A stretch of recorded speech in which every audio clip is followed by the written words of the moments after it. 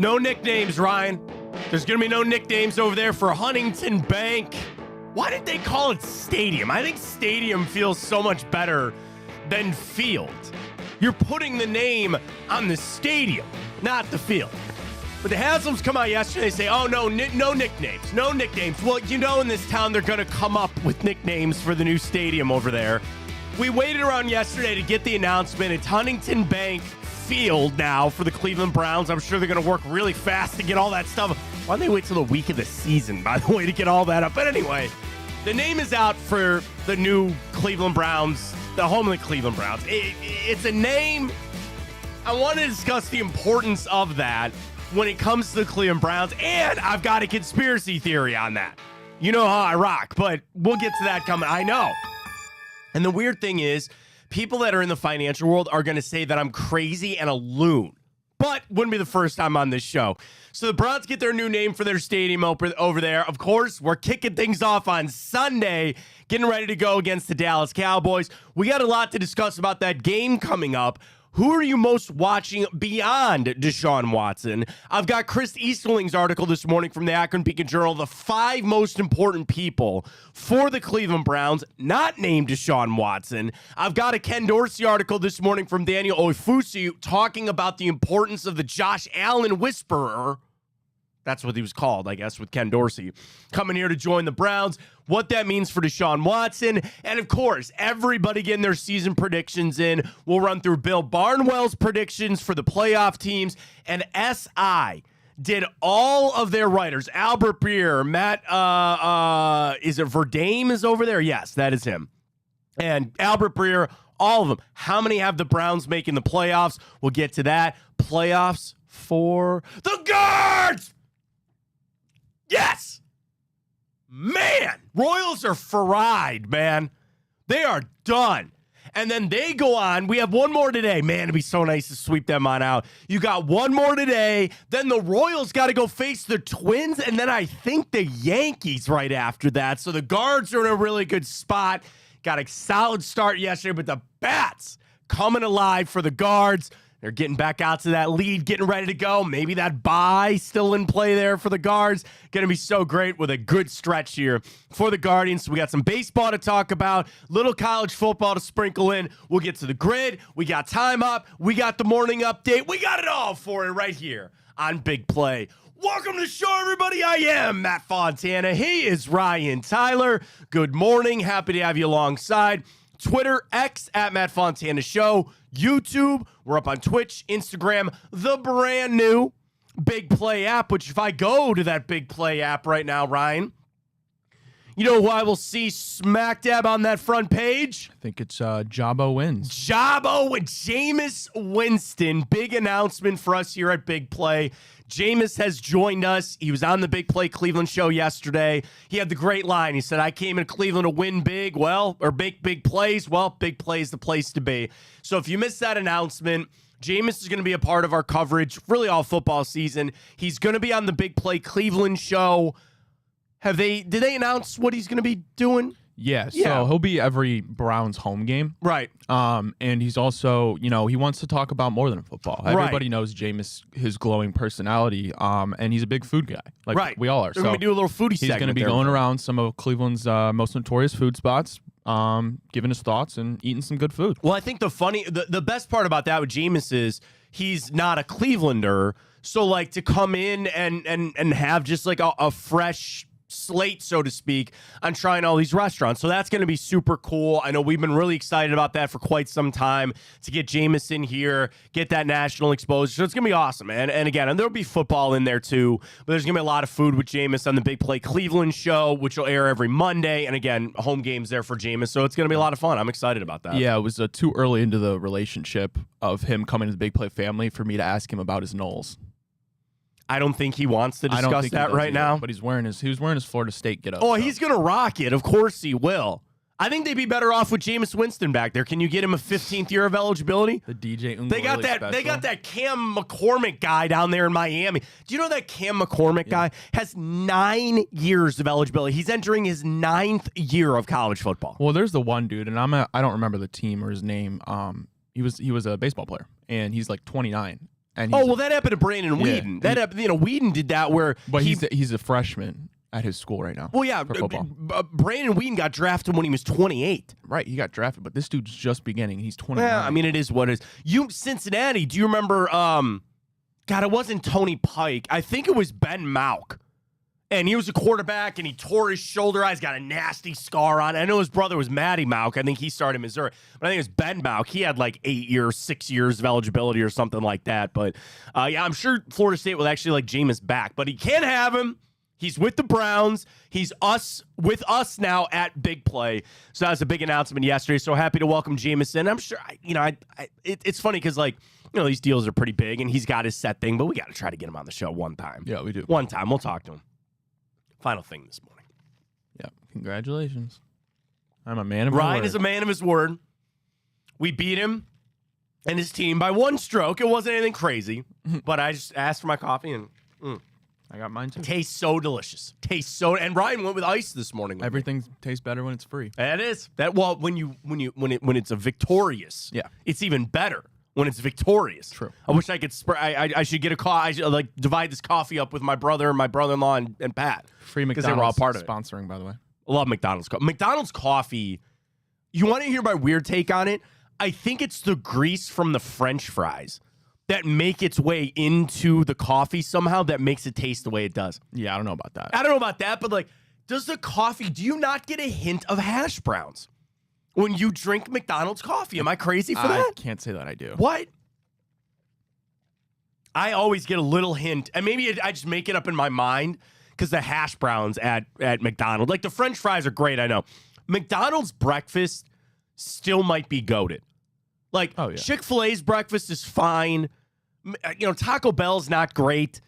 Some of the other ones like that you try, but like McDonald's breakfast is still just leaps and bounds ahead of everybody else. Yeah, it is. The coffee, the hash browns. I still just get an Egg McMuffin. Yeah, I do too. I'm just an old school Egg McMuffin guy.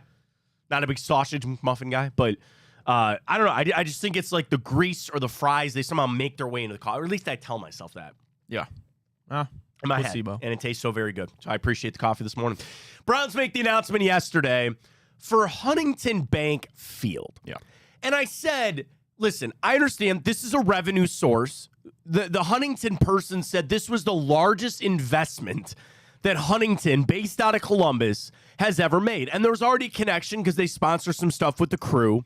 So it made a lot of sense with the Haslam Sports Group to get this done.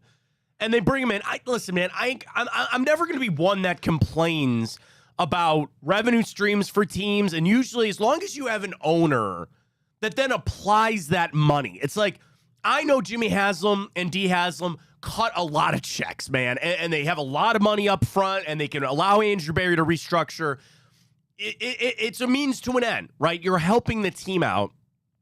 And I also look at it from this standpoint.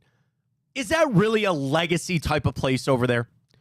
It's not Municipal Stadium anymore, right? And even when it was when it was First Energy Stadium, that really ever bothered you? No. So it's like, I'll never get hung up on that. I really don't care because I'm still just going to call it the stadium.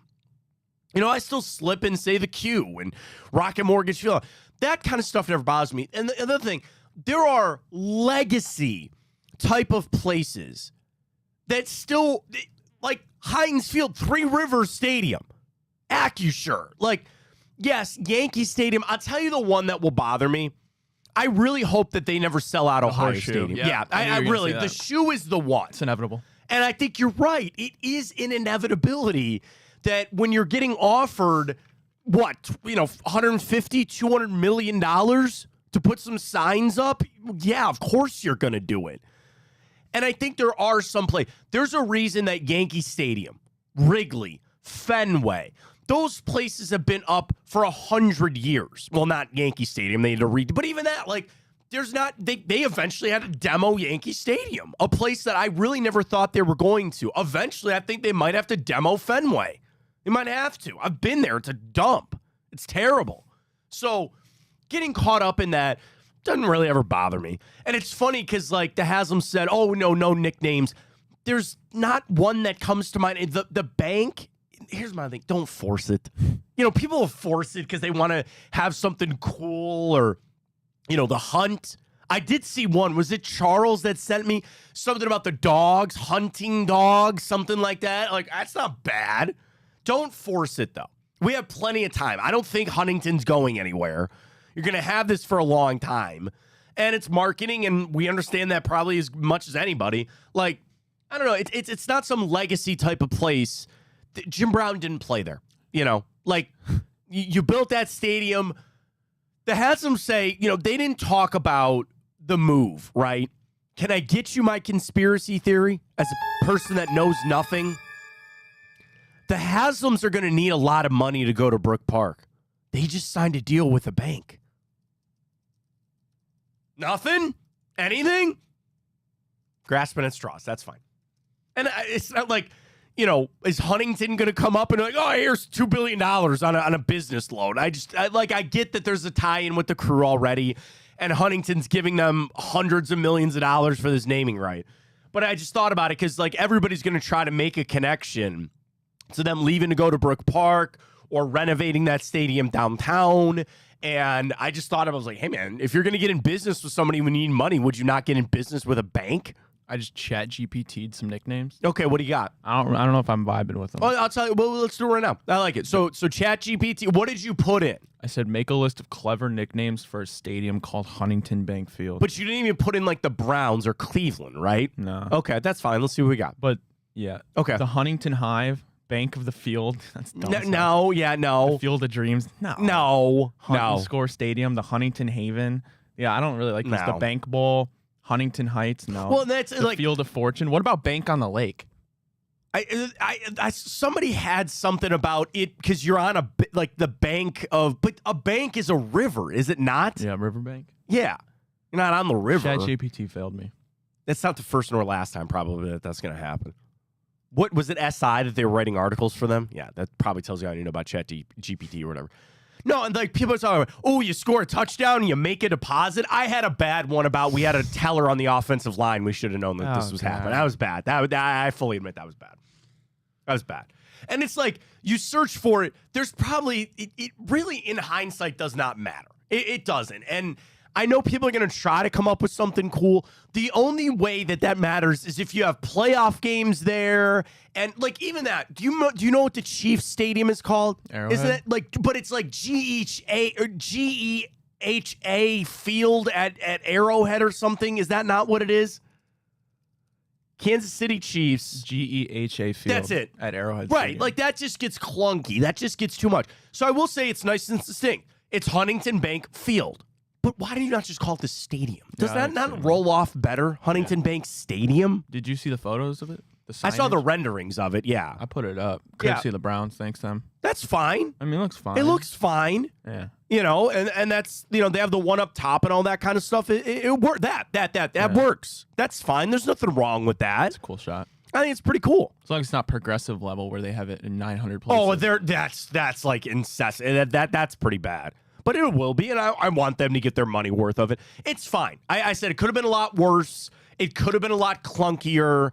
But all that really matters is if you're going to win over at that stadium. If we start winning, then we can have the discussion about nicknames and what the stadium is called. But there is no, I shouldn't say there is no legacy ones. I ran through a couple of them. There are a lot in baseball.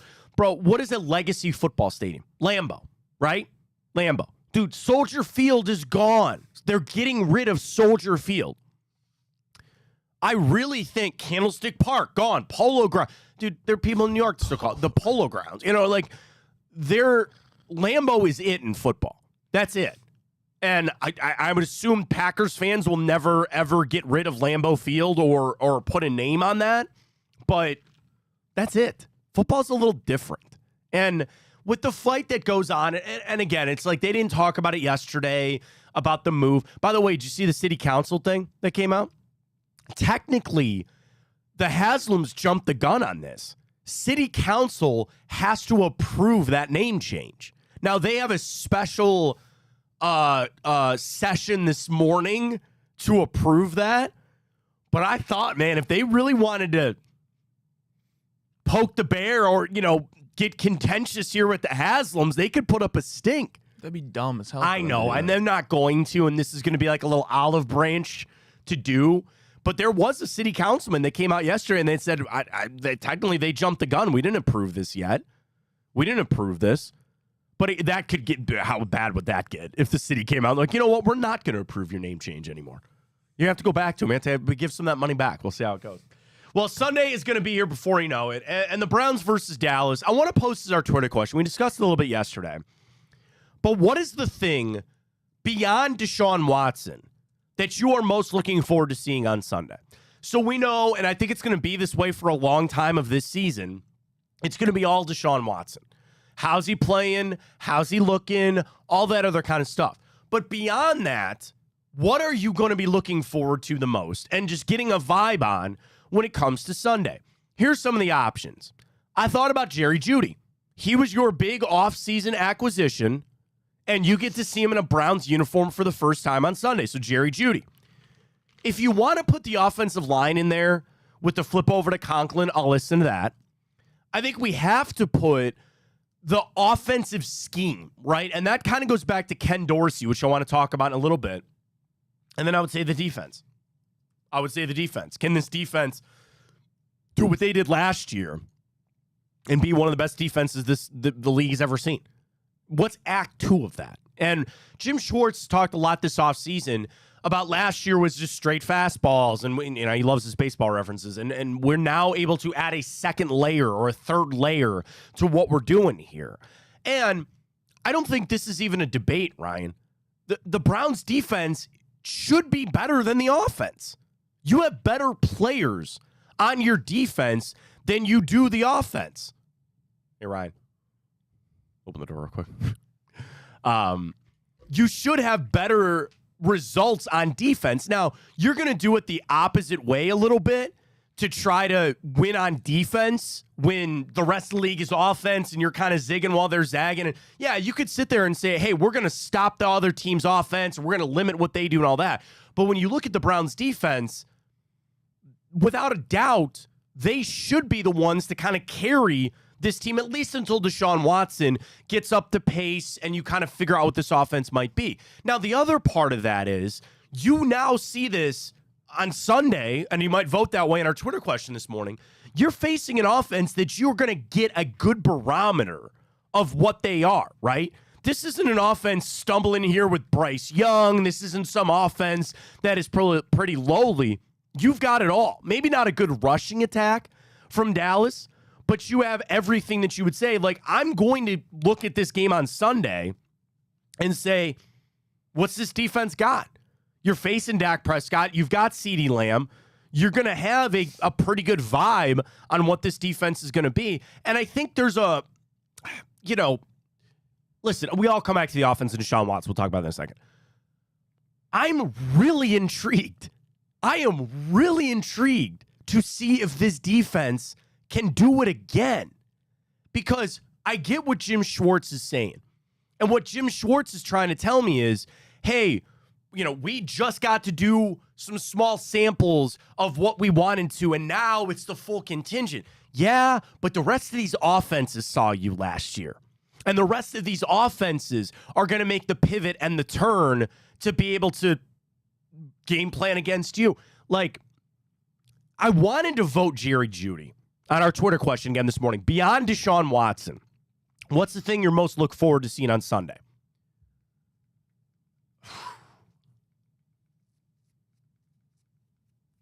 It's Jerry. I don't know. It's like I want to say Jerry Jeudy. I really do. But the more important thing for this team is going to be the defense. This team can make the playoffs with Jerry Jeudy being mid, right? They cannot and will not make the playoffs if your defense is average. That's just again, with what I think the offense might be, I can overcome Jerry Jeudy not being everything you thought he was going to be. Kind of the same thing with the offensive line. The scheme, a lot of people are interested because that's the unlocking of Deshaun Watson. I'm going to vote defense.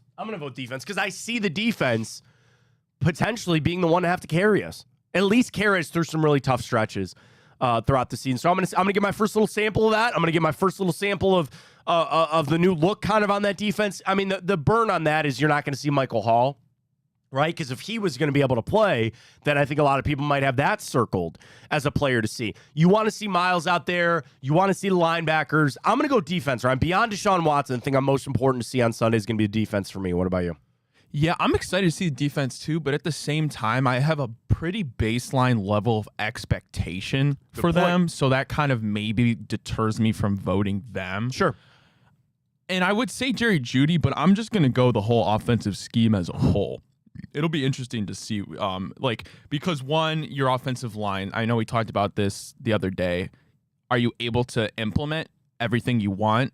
If your left tackle situation are you going to have to run up to the right? Yep. And then again, it'll be interesting. Like, you're going to have to get the ball out quick. There's no doubt about it. You got Micah Parsons, right? The defense is going to be there. They got good corners. You got to get the ball out quick. It'll be interesting to see. I want to see what Ken Dorsey's doing on the sidelines. So I'll go offensive scheme is the thing I'm probably paying most attention to. Well, and that's tied back to what? Deshaun Watson. You got to get that scheme right for him. We'll talk about that.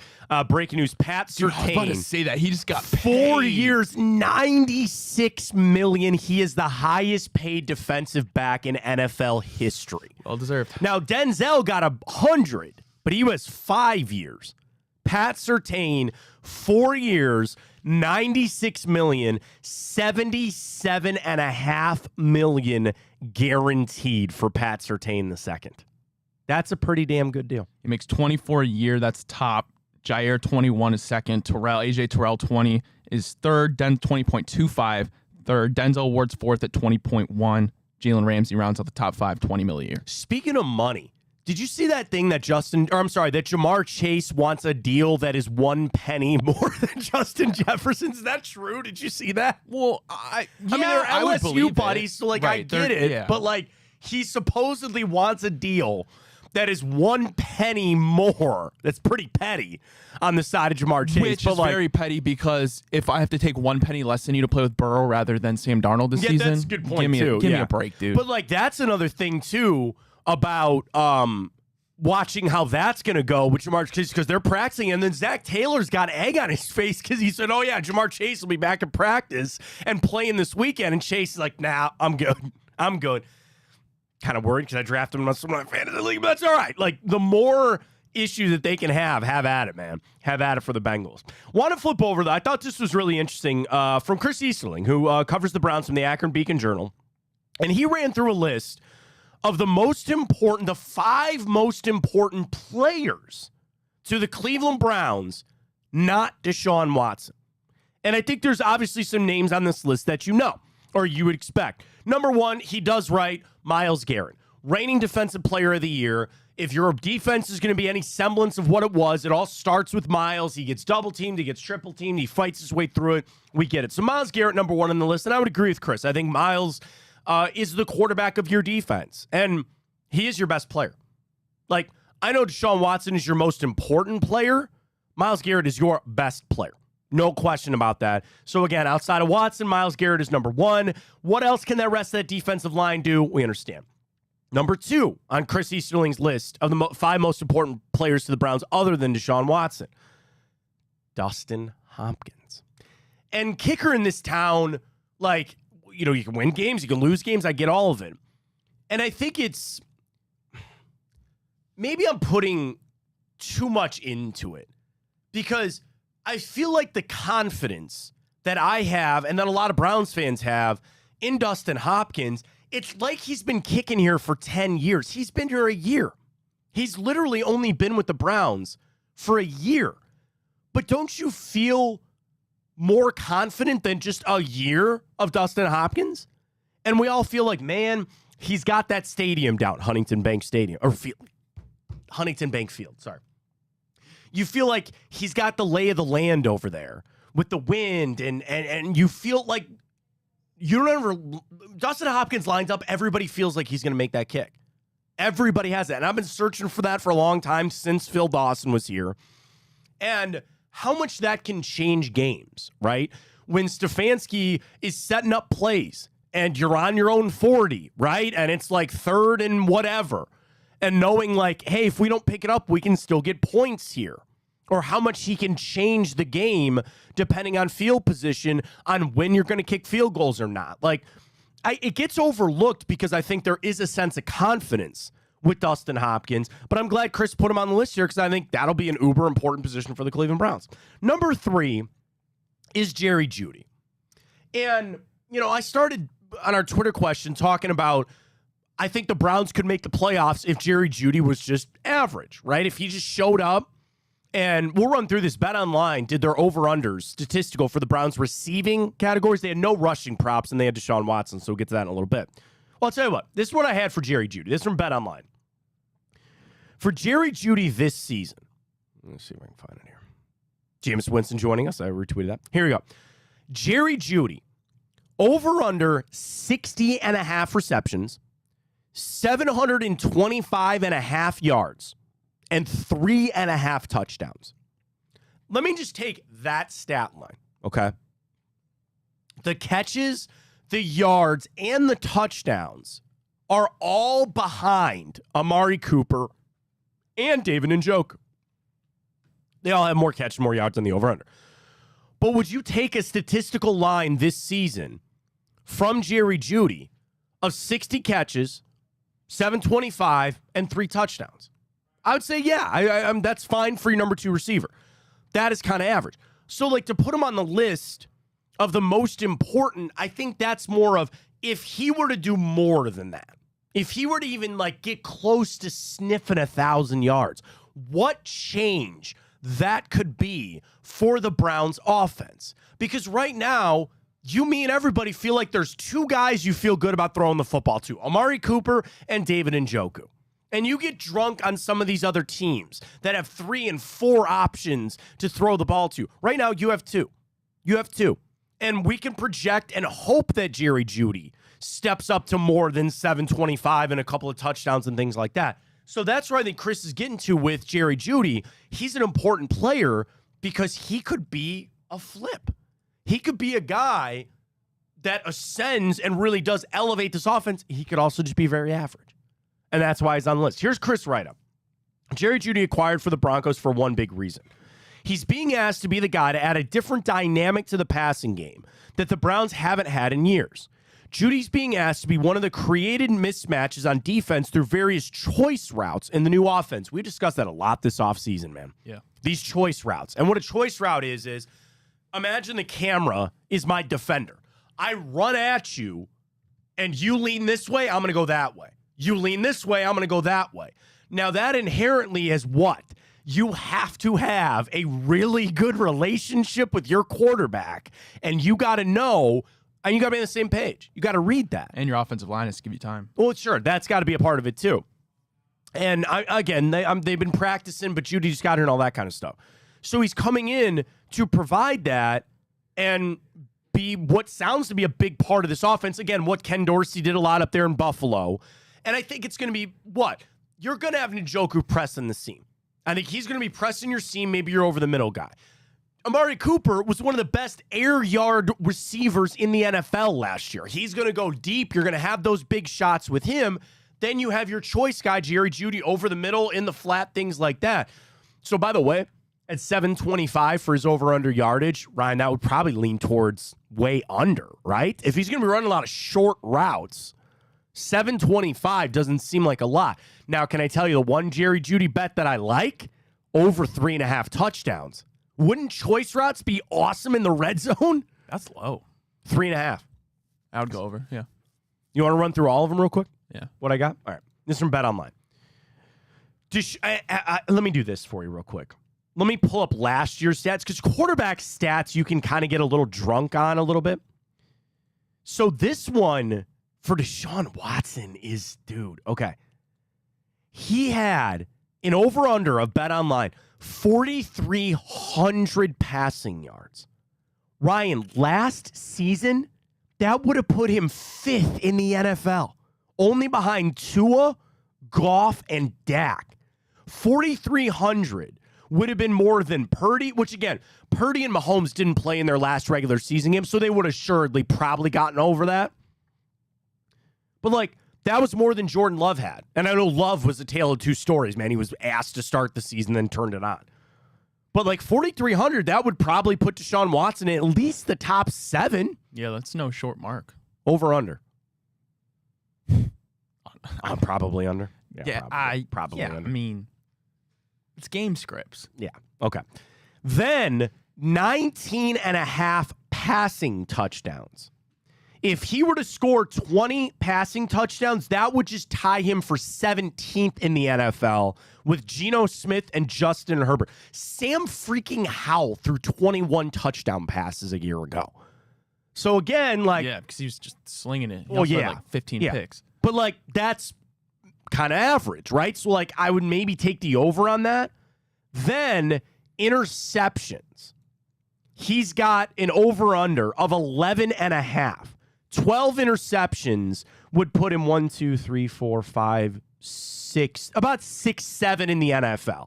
Howell had 21, Josh Allen 18, Hurts 15, Tua, Patrick Mahomes 14, Goff 12, Desmond Ridder 12, Mac Jones 12. Mac Jones had 12 interceptions in 11 games. Ass. He's not good.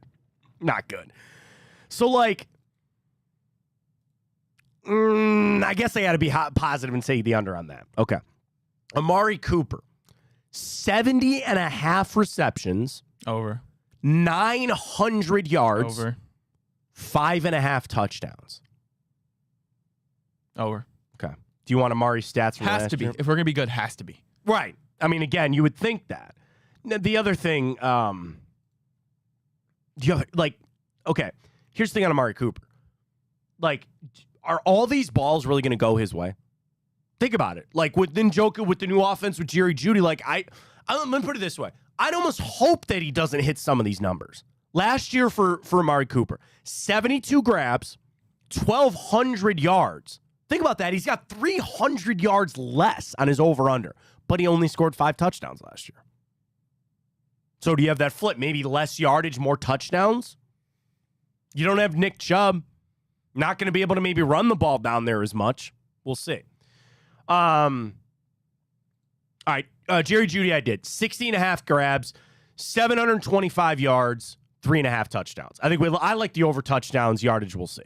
David Njoku, 70 grabs, 750 yards, and 5.5 touchdowns. Do you want his stats from last year? I'll go over, under on the touchdowns. 81 grabs, 882, and 6 touchdowns a year ago. So literally all of that would have slammed the over. Yeah, but how much of that was with Flacco? Right. Here's an interesting question. Who would you rather Deshaun Watson build that like rapport with quicker, Jeudy or Njoku? I actually think it's David Njoku. I think tight ends for an elite quarterback, I think they change everything. I do love the tight end with the elite quarterback, man. And I look at so many quarterbacks that got it going, and what do they have? A good tight end. I think it's Njoku. Myles Garrett, 13.5 sacks over under. That's the final one. You know what? I'll say under, but hear me out. Oh, okay. Hear me out. Okay. I think you get a lot more production from the D tackles, the inside. Sure. And you get more from Za'Darius in his second year under Schwartz. I hope so. I think all that can be true, and he still rips off 15 sacks. And I hope so. I mean, to get that number, you're going to need a game with 3 sacks. You know, it's not like that Bears game when he had 4 and he was like a human wrecking ball. And we know the offense. I mean, here's the thing. All offenses line up and they go, where's Myles Garrett and where can we stop him? He gets cut. He gets double-teamed. He fights his way through it. But you're right. That's where the other guys are going to have to show up. So quick on the over-unders. Because, again, back to Chris's article, 5 most important Cleveland Browns other than Deshaun Watson. Myles was 1, Jerry Jeudy, and Dustin Hopkins. Number 4, and this is where I want to do Chris's article because I think we're getting into it just a little bit here. He says Juan Thornhill. Here's his right. You got. I'm not the biggest. I know you're not a big Juan Thornhill guy. And Chris writes, no one knows that Juan Thornhill. Everyone knows he's got to be better, and he fought through injury and all that kind of stuff. Last season was a bit of a disaster because of the calf injury. Thornhill wasn't the game-changing safety the team thought he would be when he signed. He spent multiple critical games down the stretch watching from the sideline. Thornhill getting back to the kind of safety who was anchoring the back end of the Jim Schwartz coordinated defense will only make this defense better. Considering the passers the Browns are going to see this season, they're going to need Juan Thornhill to complement the pass run in the back end of that defense. I like that from Chris because that's one you don't think about right away. But you're right. If you can get the Juan Thornhill that you signed and you believe that he can be, that could change some things on this defense. You're right. You would probably say, no, it's MJ, it's Denzel, it's Newsome, it's Delp. But I like that about a guy you're not really thinking of as Juan Thornhill. Yeah, well, he's the one that's supposed to help us. Not like him more so than like Delpit's going to play down obviously more than Juan Thornhill. And what was the thorn in the Browns side defense last season? It was the busted coverage. That's on a guy of Thornhill. Why are you looking at me like that? Come on, man. What? Oh, I see what I did. Didn't even mean it. That wasn't even intentional. I don't believe that. I swear to God. I don't Tell make puns. What you did. I said I was referring to Juan Thornhill, and I said that'll be the thorn. That was the thorn in the Browns side. That took me a while. I didn't mean that. That was the U level one. The fact that you didn't even notice it. I swear to God, I didn't. You know me. I do not let those things slide, man. You know me. That was a good one. That was a great one. That was a good one that came natural. Yours are forced. No, my ad. Come on now. Yours are forced. No. Yes. No. Yes. I'm bleeding over India. Finally, it only took a year. Yeah. A year. Here we are. Oh, God. Well done. Thank you. Proud of you, Ryan. Thank you. Proud of you. You didn't even know you did it. I'm just sitting there really staring didn't. at you. You know the thorn in the side. I really didn't even notice I did that. Love it. I love it. All right, final thing from Chris Eastling's article. This is one I vehemently disagree with. The 5 most important players for the Browns other than Deshaun Watson. 5th on this list, Jedrick Wills. Ew. Do you want to know why I vehemently disagree, Ryan? I'm not saying this to be mean. And you might even clip this as our clip from the day. And I want people to understand this. I have no problem with Jed Wills, okay? He's a good left tackle. And you could do a lot worse. People don't want to understand that, but you could do a lot worse over there. And he's battled injuries and all that kind of stuff. I've got nothing for him anymore. And now I'm at a point that Jack Conklin is going to flip over there. Dwan Jones playing right tackle. If Jack Conklin stays healthy, just keep him there. I don't care. And it sucks. And that's part of the business of this. I've got nothing left for Jed Wills. It's a brutal business, man. You can't play. I don't have a spot for you, and I am not going to keep wasting time waiting for you to come back. Sorry. And I know people will say instantly, well, you're going to need 4 or 5 tackles. You run through all of them. Sure. There's the other school of thought. Jack Conklin starts. He plays all 17 games. Dwan Jones plays all 17 games, and I'm fine with that. I'm done with Jed Wills. I'm done. I know the future is probably he won't be here beyond this year, and I'm not going to sit here and waste my time bitching about the 5th-year option they picked up or this or that. They are going to have to go get a starting left tackle after this season, no matter what. No matter what. You found Dwan Jones. Great draft pick. And let's call it for what it is, too. There could be a massive fall-off from Dwan Jones this year. How do we know? I have no idea. I'm done with Jed Wills, man. And you might be sitting there saying, you got $14 million sitting on the bench? Yeah, well, sorry. I'm not going to do this where, like, if Conklin is healthy and he's playing all right over there, it's over. Jed Wills is your backup. That's it. I'm not going to play this game of in a couple of weeks when Wills is healthy going, well, we really should just put him back in there. No. Jack Conklin is now your starting left tackle. And as long as he's healthy and as long as he's playing all right, don't change that. Just don't. Dwan Jones is going to start for you. Dwan Jones is going to be your starting right tackle. Again, dude, honestly, even with him, I'm keeping him in there even if he starts to slow down a little bit. He's your future there. Browns don't have a future at left tackle. My future is right now. What do I need right now? Jack Conklin out there. I'm done with Jed Wills. I'm done. And I don't mean that to be negative, and I wish he was healthy and all those things, but it's the situation we're in. So I kind of disagree with Chris's article here about being the most important player because I got nothing left for Jed Wills. I'm done. I'm over it. If he can play, great. If not, I need to move forward. I need to start moving forward on some of this. And part of that is Jed Will's not available right now. Is Jed the toxic ex that you find your way back to, and now you're finally parting ways and you're better for it? No, I mean, it's Lord knows we've all been there before. I mean, it's like, yes, it's a premier position, and I understand all that. And you drafted him thinking that he was going to be the future. And I said that there was a real chance that they were just going to give Jed Wills an extension this offseason. But then the injury cropped up. I'm kind of over it at this point. And we'll get our first-round draft pick next year. I know there's mocks, and I love mock drafts more than anybody. But like, I refuse to look at a mock until the order is actually set. There's mocks that have the Browns in the top 10. Mm-hmm. That's what, 8 wins, 7 wins, missing the playoffs, whatever. And then, receiver. Nope. I think next year you're taking the best left tackle you can. Yeah. Unless you want to go pay somebody like Trent Williams. Want to go find somebody in free agency. I'm kind of over it. And it comes off negative, and I feel bad that I'm that way. Jed Wills, I got nothing left for. So that was the run through there from Chris Easterling on his 5 most important players for the Cleveland Browns. One other thing. I was Googling this morning about Amari Cooper. And a bold prediction from Ethan Simpson of Dog Pound Daily. He believes Amari Cooper will be double-digit touchdowns this season. Nope.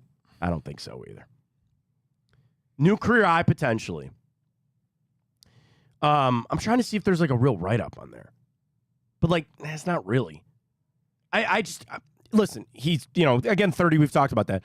But if Jerry Jeudy ascends and you can still throw to Damon Njoku, I don't know about 10 touchdowns, man. Unless unless they really sit there and hammer this home to say, look what Joe Flacco did. And this is what I don't buy that either. I think this offense is all about Watson, and I don't think they're going to force feed the ball to Amari Cooper like that. I don't. Was there really another DeAndre Hopkins trade for the Browns? Come on now. Like recently? Yeah, somebody put this on SI. Christopher Knox suggested the Browns should pursue a trade for DeAndre Hopkins because of all the cap space that we opened up. No. just no. And I guess like you connect the dots and be like, oh, Houston and Watson and all that other kind of stuff. I tell you what, not now. Maybe trade deadline. If this isn't going the way you want to go. Sure, maybe at the trade deadline, but not for right now. All right, flip over some other things. We'll get to this in hour 2 coming up as well. SI went through all of their NFL writing people. Connor Orr, Albert Breer, Gilberto Manzaro, Matt Verdame, Greg Bishop. They all ran through their projected playoff. I want to see how many Browns are on that. They also do their MVP, comeback player of the year, defensive player of the year, all that kind of stuff. So we get to that probably in hour 2 because we got to talk some cards. The bats. The bats have to be it. And you finally starting to open it back up a little bit.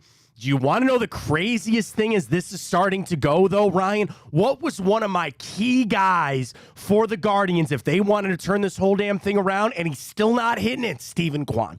And I know he went 1 for 5 last night. He had a couple RBIs and all that kind of stuff. You only had 2 guys last night with multiple hits. Freaking Kyle Manzardo. Man, if he can keep this up. If he can keep that going, and Will Brennan. Dude, Brian freaking Rocchio. Yeah, how about that game? Didn't get the bunt down. And then you just smack a 2-run home run to make up for it. That was a great win last night. Singer's been down a little bit, but, I mean, he pitched his ass off. And then you just got after their bullpen. That's the one thing about the Royals is they're going to get concerned as we get to go for playoff time because they're going to make it. They're going to be a wild card team. But their bullpen is nowhere near as good as ours. And, dude, how bad did Nick Sandlin need that yesterday, too? I was listening because I was putting the kids to bed. I was listening to the Rosie's on the call, and he goes, here comes Nick Sandlin. And I go, oh, God. Sandlin was aces, man. He was perfect last night. And then you add those other runs late, and you tell Clase, just go ahead and sit down. Don't even worry about it. You can go to Barlow. You can go to Pedro Villa. What a game for the Guards last night.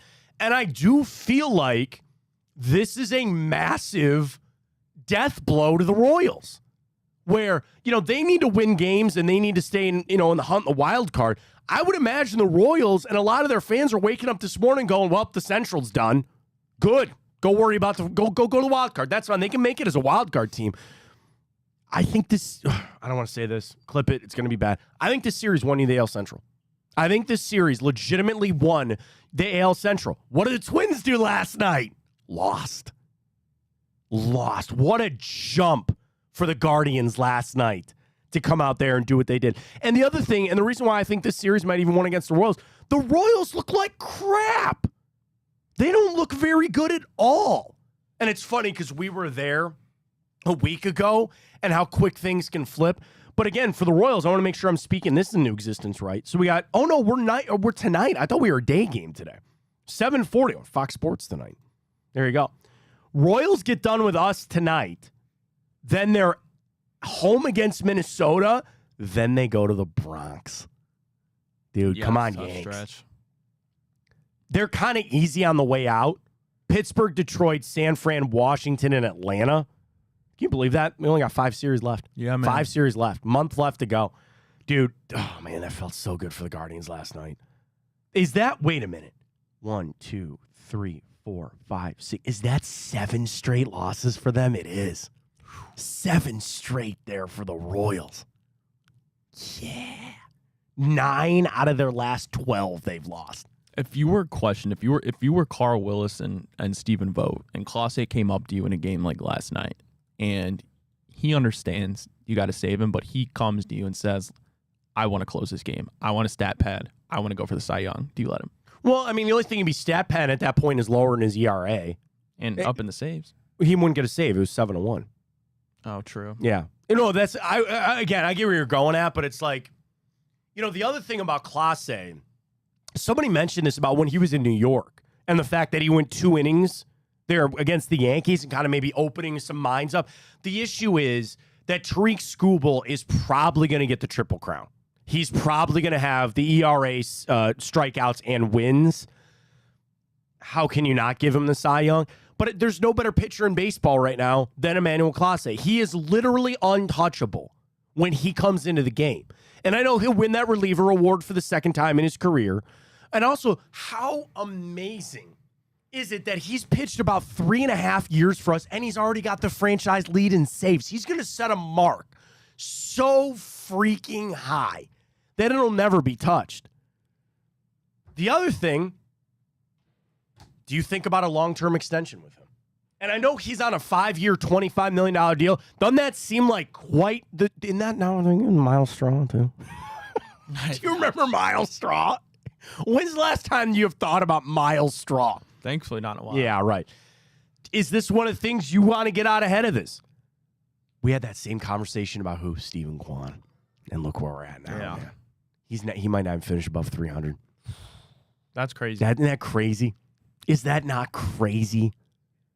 That guy needs the offseason. And the problem is I'm going to need him come October. Yeah, don't say the That guy needs a full offseason, man. He just needs to go into the woods and smoke some ayahuasca. I'd almost give him a week break. Now, the thing is, they'll get the break if we get the bye, and get some time off. We got to get Stephen Kwan's head right, man.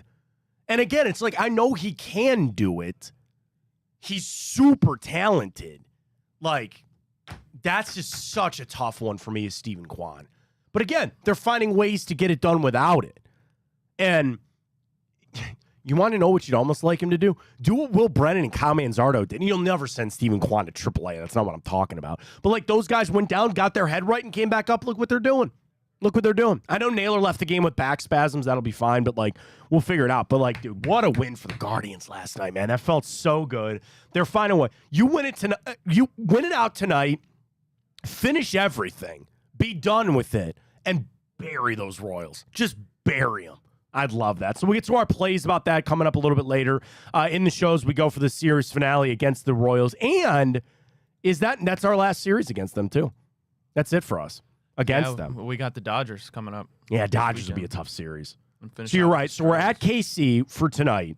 Then you're at the Dodgers. You get 3 against the White Sox to pad that on out. Tampa Bay, Minnesota, St. Louis, Cincinnati, and Houston to finish it on out. So we got to do our little final wager there with the Cincinnati boys. When's the Bengals game? That's not the same week, is it? No, because we play the Bengals like way late in the season, right? It's creepy. Not creepy, but weird. Like, what is it? The Steelers, they don't have a division game till like week 11 or something.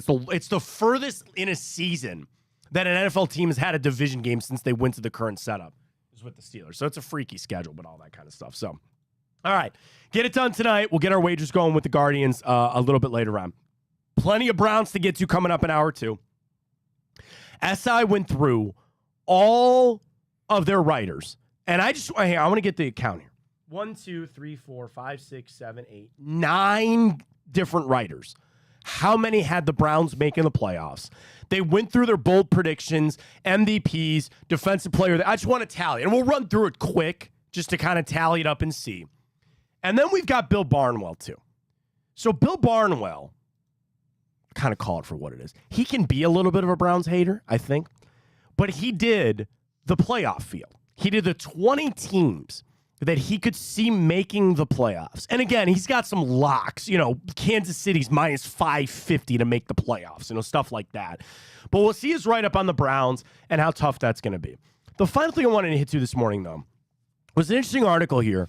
Daniel Oyefusi, who is the new NFL Nation reporter for the Browns for ESPN, he wrote about Ken Dorsey and him unlocking Deshaun Watson this upcoming season for the Cleveland Browns. And it was a really great article. It's long, and I just kind of, piecing through it. And it's kind of what we've all known, that Ken Dorsey was brought in with one job, and that is to fix Deshaun Watson.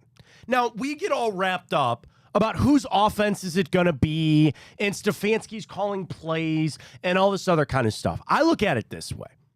What wrinkles can he bring to help Deshaun Watson? It sounds like it's going to be a lot of these choice routes.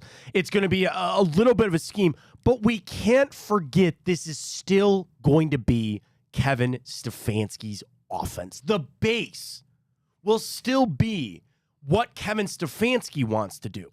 Now, the thing I love about Stefanski, he's a really smart guy, and he doesn't fight for the credit. So the way that I look at it is this.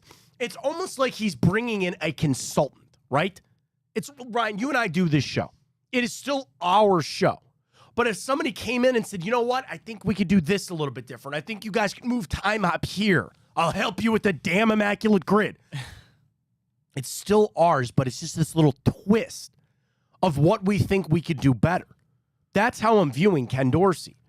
And I think the best part about Daniel's article was reminding people it's still Kevin Stefanski. And I'm one that I hear a lot of people bring up Ken Dorsey. And even to our Twitter question this morning about what are you most excited to see beyond Deshaun Watson? How many people were quick results? What do we got here? How much is on the scheme? Do we have votes on that? Yeah, defense barely leads 32%, okay. but scheme's right there at 31. So there you go. I'm interested to see it as much as the next person. But Ryan, I'd be the first to maybe tell you, let's pump the brakes on that. Let's understand, you still just need Deshaun Watson to play well. And I've been the one I've said, I'm coming in with a bit of a clean slate, and I'm going to be one that says, I just kind of need him to be a game manager to start this whole thing out. At that point, what's the scheme? What's the scheme? You get drunk on it because you watch Patrick Mahomes doing behind the back and loop-de-loo type of stuff. You get drunk on Sean McVay of all the things that he schemes up and all that kind of stuff. At the end of the day, just put your quarterback in a situation to win. Find me that scheme. Find me a scheme of easy throws for Deshaun Watson. You know what I'd like to see early in the season, right? A high completion percentage. Accurate passes short. If you need to bleed this out on offense, sure. If you're just throwing dink and dunk all day, fine. Build up Deshaun Watson just a little bit, and then we'll take it from there. So it's like, I got to tell you, I'm one of the first. Pump the freaking brakes on Ken Dorsey. Pump the brakes. I get it that you see a new offensive coordinator coming into a team that has a quarterback struggling. You jump on that and you say, man, there's going to be all these changes. I don't know. I really don't know. And, again, without Nick Chubb, with the changes on the offensive line, sure. This scheme is important. It will never be as important as Deshaun Watson just making the right reads and making the right freaking throws. That's it. Start there with me on that, and then we'll talk scheme after that. But Ken Dorsey, I think, is going to have a little input. Nothing too crazy on that. We'll see. All right, coming up, hour 2, we'll get to the morning update. I want to run through this SI article. Got a ton of that with football. We'll get to our Guardians picks as well. Folks, we had the big announcement at Big Play yesterday. Jameis Winston going to be a part of our coverage here on the network. So you'll be able to see Jameis usually on Mondays. I know they taped yesterday because of the holiday. Usually on Monday home games, correct? Right, Ryan? Yes. There he is. Monday home games. He'll be on the Big Play Cleveland show, and it'll be some football. But Jameis is actually going to be going around to restaurants right here in the city of Cleveland, sampling some of their, entrees or options, if you will, and have a little report back. So we're really excited to have Jameis here. It was a great interview with him last night. If you need to catch that, go to the brand new Big Play app. It is out. It is free. You can sign up and just download in the Apple Store, Roku, Apple TV. You get all of our content right there. You know, the other thing that I was messing around with yesterday, you can create and register. You see that page right there? Yeah, you can register, which I need to. I haven't created my account yet. And then you can favorite shows. You can save shows. Who did they have on Enter the Jungle last night? Ted Karras stopped by. Yeah, they went remote. Yeah, they were on remote. Andrew Fox Miller and James Rapine. All that's there. Bonus time with Drennan. Come get some. Tailgate. You want to I saw the tweet, so I know it's out there. I should have grabbed Ken. Ken just had some very important people walk by. So he's got a really important meeting going. Yeah, I know who it was. I don't want to say who it is, but he's got a big important meeting going on right now. But we are going to have a tailgate. You want to watch the game with Greg and Blake Williams, presented by Garage Beer? You can do that with us on Sunday. Is it that simple? Can I just say that? I think so. Yeah. I think come on down, right? Yeah, absolutely. Come on down. I know there's people that go tailgating and don't go to the game. By the way, tickets are through the roof right now. Of course they are. So you want to come down to our tailgate on Sunday. Who better to watch the game with than Greg Williams? Sitting there yelling, telling about the plays, all that. And we have a setup out here. Our patio will be open. If it's a beautiful day, it'll be out on the patio. All the TVs you could ever ask for. So we'll see you Sunday. Tony Lane from the Food Network will be here. Oh, He's nice. making some, what do you call it? Like when you tabletop nachos. When you have just the table and you just throw the chips. Yeah, that'd be good. Yeah. Dude, I love me some good nachos, man. Yeah, dude. That's the go appetizer, in my opinion. Oh, well, okay. We did this bracket before. Well, I know, but I think it was mozzarella sticks. We start with the idea of our wings an appetizer, and I say absolutely not. Yeah, I don't think so. Okay, so we take that out. Not especially loaded nachos. Yeah, dude. Sour cream. You gotta have throw some chicken or pulled pork on it. Sour cream, salsa, little corn, especially a nice good chicken on there. Unreal. The chips, especially with the soggy chips, or the ones that the cheese is baked on them. Yeah. My mouth is watering. Good stuff. For some nachos. So come on down for the tabletop nachos, Greg Williams Garage Beer. What more could you want on Sunday? But the app is there. Check out everything we got going on. Bobby Carpenter daily. Again, all our Bengals coverage. Josh and Maria Cribbs with the return. Drennan tonight. Go check it out. Of course, we're still up on Twitter, YouTube, all the places to go check out our content right there with us here at Big Play. All right, let's catch our first break of the morning. When we come back, we're going to get into the morning update. We'll get to the grid and SI's predictions for the season. All comes your way next. Stay with us. I'm Garage Beer, and this is Bobby Carpenter. Garage Beer. Beer-flavored beer. Beef with an F? Okay, my bad. It's crisp and cool, and it doesn't taste like ass. I'm Bobby Carpenter. I drink in garages, because my wife says I don't belong inside. If you like a cold breeze on your bag, drink Garage Beer. It's American, and so can you. Garage Beer. Beer-flavored beer. Well, how do they know I'm doing this? Did somebody leak this out? It's social media. Oh. That's the way social media works now. I thought maybe you were just running that yap.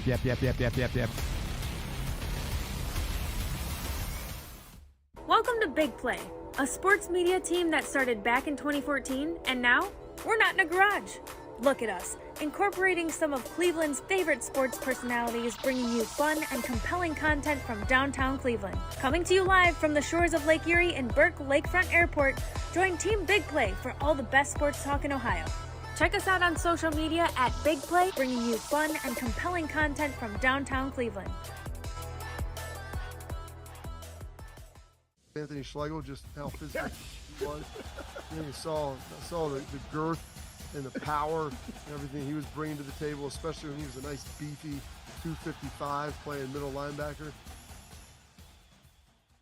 we were called soft last year. You don't want to be soft, especially when you come to the playoffs. So that's going to be a process throughout this season of establishing us as a harder team here in the I don't buy into this nonsense, this conspiracy nonsense that he's got his money and he's dogging it. That's ridiculous.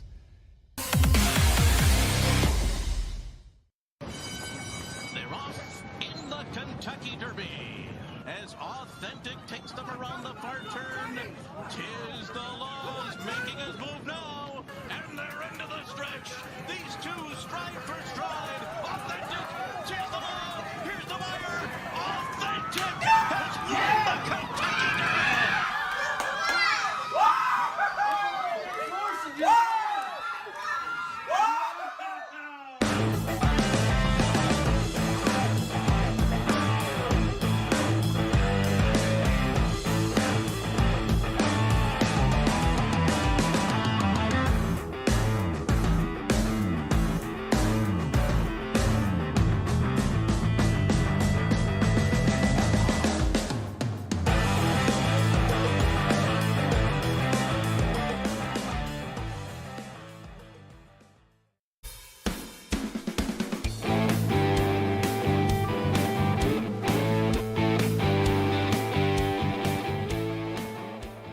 All right, welcome back. Fontana Show right here on Big Play. Follow us on the brand new app, YouTube, Twitter, Instagram, Twitch. We got it all for you in the Fontana Show.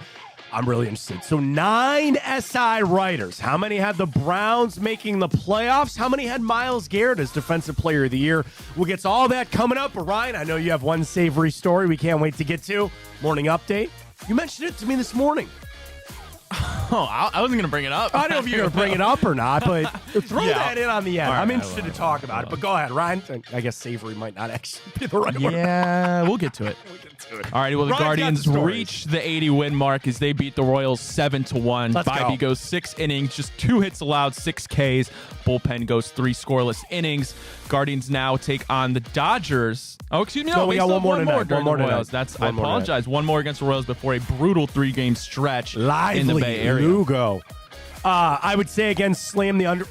Brady Singer, you mother.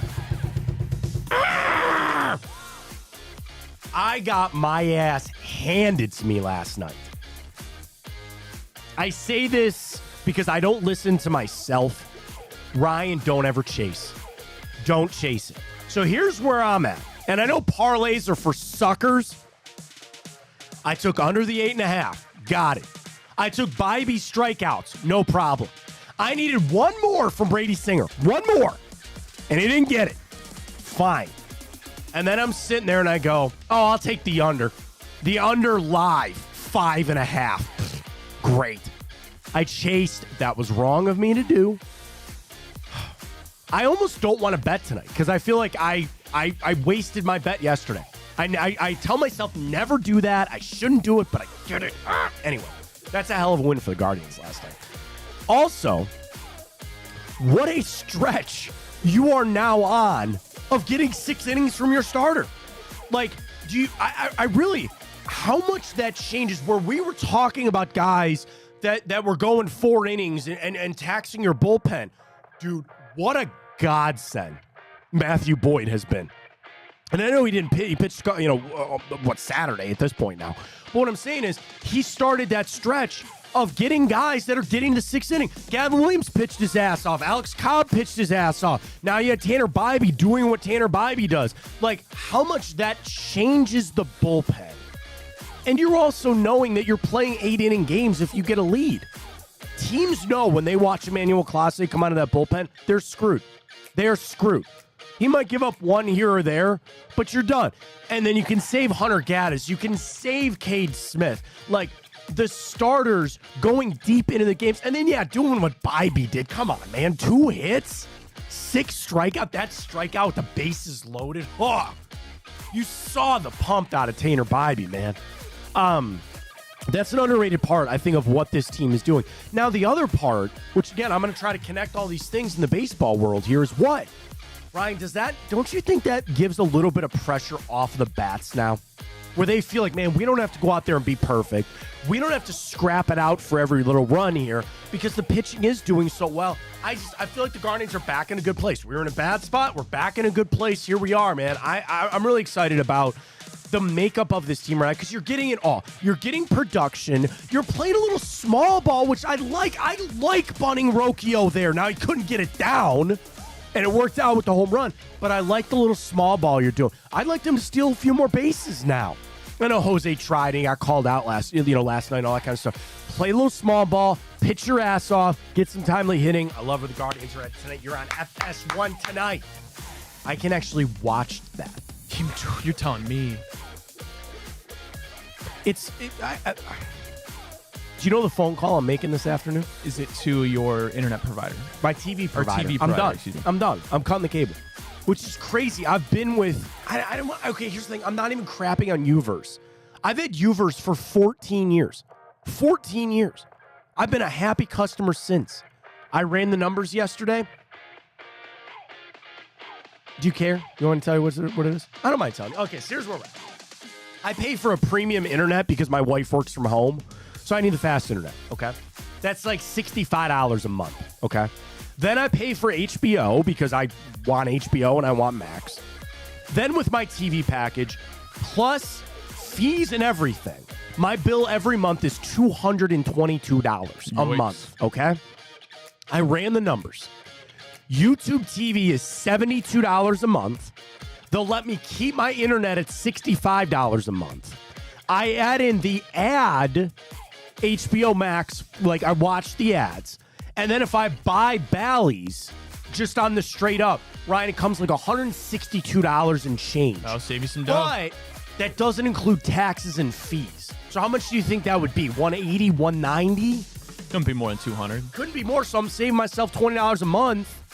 And I used to say, that doesn't really matter. It doesn't matter. Now, DirecTV doesn't have ESPN. I can't watch ESPN right now. That's crazy. I can't watch Monday Night Football. I'm Evil calling. world we live in. Well, to be honest with you, the thing I want to do is call them and go, oh, we'll give you a credit or we'll reduce your rate. That's fine. They don't have to change anything. Dude, it's so bad right now. But how does this not happen with YouTube TV? I never hear them bitching about YouTube TV. Maybe because the contracts are so new, there's nothing to bitch about.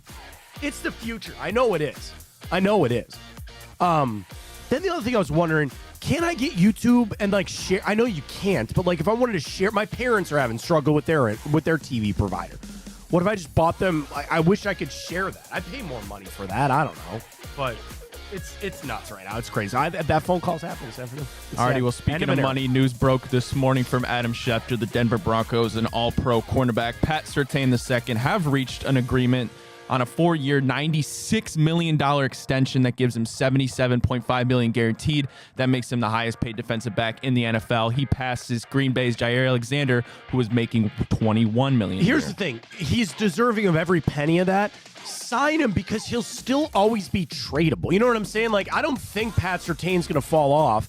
I know there's a giant rebuild going on in Denver out there right now. You keep him, and even if things went really bad, there's still a team that would line up for the services of Pat Surtain. You know that. But again, I think he's a really good young corner. He's a great player, deserving of every penny. And I think a lot of these teams are understanding, get to it now, right? Get to these contracts now. Because the longer you wait, the more you're going to have to pay. And it's as the salary cap goes up. And I'm trying to think, Sauce, maybe Devin Witherspoon, who's the next big, young corner that'll really reset the market? Sauce. It's probably Sauce. So they said, I know he's not even eligible for an extension for another, I think, year or two. But yeah, get that deal done. You don't have to, I'm actually, the only thing I'm a little shocked by, it's only a 4-year deal. I'm shocked they didn't give him 5. But I'm sure for Pat Surtain, he sits there and he goes, that's fine, because then I get to dip back in and go back out there again and get another fat contract before I'm 30. So congrats to him. Big deal. It's awesome. Alrighty, well, I thought this was interesting. After one of the most public and turbulent contract negotiations between Brandon Ayuk and the San Francisco 49ers, he was asked if he can move past the back and forth that led to the 4-year extension. He said, I'm not going to lie, I made it a little bit more difficult than it needed to at the end. It was like that for me. I'm not going to say the whole entire time, but for about the past month, I think we're pretty good. I mean, it gets that way, and as long as you can move forward from that, life, that's kind of an example of life, and certainly when it comes to business, you have these discussions. It can get contentious, it can get hard, but you still came to a resolution and you move forward. And I think that sounds like what Brandon Ayuk. It's almost like, hey, man, they made it hard. I made it hard. I'm fighting for every penny. I will never yell at a player for fighting for every penny that they deserve. And you get done with it. So, as long as there's no carryover and the team and the players on the team understand what's going on, I think you're fine. And I also think it's like, there are players like Cam Hayward got that new deal, right? And I know that deal's not all that it's cracked up to be, actually, when you really look at that deal. But he wants to retire a Steeler. And there are organizations that are well known to take care of their guys and want to pay. And I think the Browns are close to that level of wanting to take care of their players and guys that have been serviceable and all that other kind of stuff. But for the 49ers, hey, this is what we need to do. Now they moved on to what? Trent Williams and got that done. Look at it this way. As long as everybody looks out for their own best interest, you can't be angry at that. Brandon Ayuk can't be angry at the 49ers for looking out for their best interest, and they can't be angry at him for looking out for his best interest. Got the deal done. You move forward. All good. Now we all just turn to Jamar Chase and go, when's that going to happen? What are they doing? I don't understand it. I mean, here's the crux of the whole argument from the Bengals. He's still under contract for 2 more years. Yeah. And if you're Jamar Chase, don't you just sit there and have a belief that they're going to just pay you next offseason? I get it. He goes out there and does what? He tears an ACL. He gets hurt. He's not going to be worth the same amount of money. He wants to get paid now. But if I'm like Jamar Chase, I'm sitting there saying, hey, I got a season in front of me of all Joe Burrow, right, on a revenge tour of his own right, and I just believe that the franchise will pay me next offseason. I'm surprised he hasn't given in. Now, the thing is, there's scuttlebutt that they should just give T. Higgins all the money that he wants and then trade away Jamar Chase. Please do that. Please do that. Please screw that up down there in Cincinnati that bad. But, yeah, all eyes turn to Jamar Chase now, and hey, man. Whatever helps the Browns out. Not going to help my fantasy team out, but whatever helps the Browns out. All right, well, we're only headed into week 2 of the college football season, Matt. But who doesn't love bowl projections this early? ESPN's Kyle Bonagura and Mark Schlabach. I'm assuming that's how you pronounce that. I think Schlabach, but close enough. Schlabach. Well, they gave their predictions for all the playoff games. But we'll jump down all the way to the national championship. Why? Because both of them have it.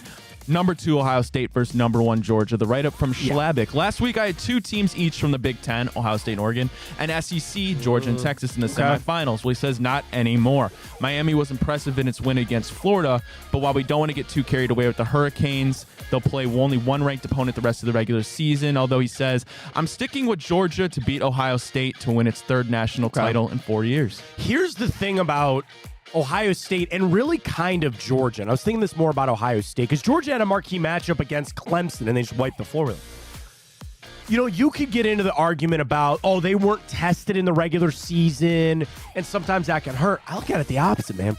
If Ohio State can cakewalk their asses to the playoff, you know what that means? They didn't show their best stuff. And you might be saying you'd like a team to have a 4th quarter comeback, or you'd like Will Howard to have to get down the field. Nah, man, I saw what I needed to see against Akron. You continue to play out the schedule where it's like, keep these guys healthy too. If I don't need to run Travion Henderson into the ground, don't do it. Don't show every little bit of Jeremiah Smith. Can you imagine saving some of that and getting ready to go again for the Big Ten championship, which will be a big game when you get there, and getting into the playoffs? Could you imagine if you're like, dude, we haven't even seen the best of some of these guys? And again, the defense, you get Jack Sawyer playing to the level that you thought he played to when you recruited him. You got Caleb Downs. You got Denzel Burke. This team is loaded. They have it all. So, yeah, right now, of course, the betting favorite would be Georgia and Ohio State. And they can't overlook teams. You got some tough games on the schedule, too. But I assume they're just going to walk on through, which would be great, which would be good. Think this is Dabo's last year in Clemson? Yeah, they got to be so sick of him. And where else would he go? He's an Alabama guy. They don't need him there. No one's going to take a coach in today's era that refuses to take embrace the transfer NIL type stuff. Yeah. 100%. And it's interesting that, like, you've had this trend in college football. And again, Saban retiring is one thing. But guys that had, like, uber successful things, just a couple years later, like, get the way out. Did you see? Get out of here. Did you see the stat about Clemson? They have not started a single transfer since 2018, and they're one of like 4 schools who don't have a transfer since 2018, and it's like them, the Naval Academy, and like other schools like that. But the thing is, the other schools, they're not allowed to have transfers. Surface, the Surface Academy. Yeah. Can't transfer in, then all of a sudden, hey, I'm just going to join the Air Force. No, and here's the other thing you got to remember too: when you see Army, Navy, and the Air Force, those people had to become. They had to be accepted to West Point first. They had to be accepted into the Air Force first, and then they get to play football. It's not like, oh, hey, Jalen Milroe wants to go to the Army. Okay, fine. He has to get accepted into the Army first, and then he can go play for the Black Knights if he wanted to. That's the difference. Dabo, when you get so entrenched into that will be your downfall. Adapt or die. That's it. And he probably thought he was God's gift to Clemson football. And when it goes bad, they're like, dude, we don't give a crap. Get out of here. And that's going to be the downfall of Dabo. That's fine. Am I crying about it? You don't want to talk about Hawk Tua's new podcast? Oh, I forgot about that. Yeah. I mentioned this morning. Yeah. So, like, Haley Welch, the Hawk Tua girl, has her own podcast now, a part of Jake Paul's network. Great. Better, I believe it's called. And she has a new podcast coming out. New episodes every Tuesday. It's called Talk Tua. What is she going to talk about? I'm asking you, like, right. It's not like you're the producer of the show. What should I apply? Well, you're going to leave here? When are you trying to get out I of can here? do both. Oh, okay. All right. Yeah, she records in the afternoon show. What is she going to talk about? What would you do? And then, listen, I know we live in a podcast world, and I have podcasts that we listen to, and we got the app for us, listen back to our show as a podcast and all that kind of stuff. We appreciate everybody that does. What? What's wrong with your hair? I don't, dude. It looks. I need a. You need a haircut. I need to go. My wife is on my ass. She is so upset with me. Nobody can see it, but I'm fixing my hair in studio mode. Yeah, I can see it. Yeah, but they can't. Turn it on. What are you trying? You're wearing a hat. Yeah, but it looks stupid. Why? Turn the hat around. No, because then it like covers my face. Oh. Yeah, don't do that. Just let your hair go. Who cares? Your hair looks fine. Not in the hat. Oh, you're trying to get the little flip over in the opening there. Well, my hair's not hairing today. Flip it over. Dude, it's... Which way does your hair grow? Like this... Are you sure? No. Okay. Can we just grid? Sure. If you're going to go to the Immaculate Grid to bail us out on that, that looks worse. That's what I'm saying, dude. That's what I'm saying. Put yourself on camera. I want people to see this. Ryan is trying to fix his hair. I'm just going like this the rest of the day. Go to the grid then. Hey, guys. Hi, Ryan. Looks fine to me. What? Doesn't look fine to me. It's not how I wanted it to look. Why don't you just do your hair every day for the show? I don't wear hats on the show. All right. My wife is on me about the beard, though. She hates how long I just feel like a grease ball. What's wrong with that? I guess nothing. Who cares? I don't care. All right. You know how the grid works now. Today is important because we had to use Wordle yesterday in a grid that we should have won if we just gone Michael Turner, whatever. I think we have to remember when we got one that works in multiple spots, don't rip it right away. Okay? So that's just going to be our little lesson for today. If we get all 4 days this week, day 1 is done. But if we get the next couple of days, then we will have a giveaway. I've confirmed that we have some leftover stuff from the golf outing. Yeah. So we're good to go. We're going to be a little golf outing care package. I'll ship it to you. No problem. Go. All right. Pro Bowl, Kansas City. Oh, we should get this today. 5,000 career rush yards and a Pro Bowl. Come on now. Yeah, there's really no excuse for us not to get it. Yeah. Okay. So you can just go Patty. No.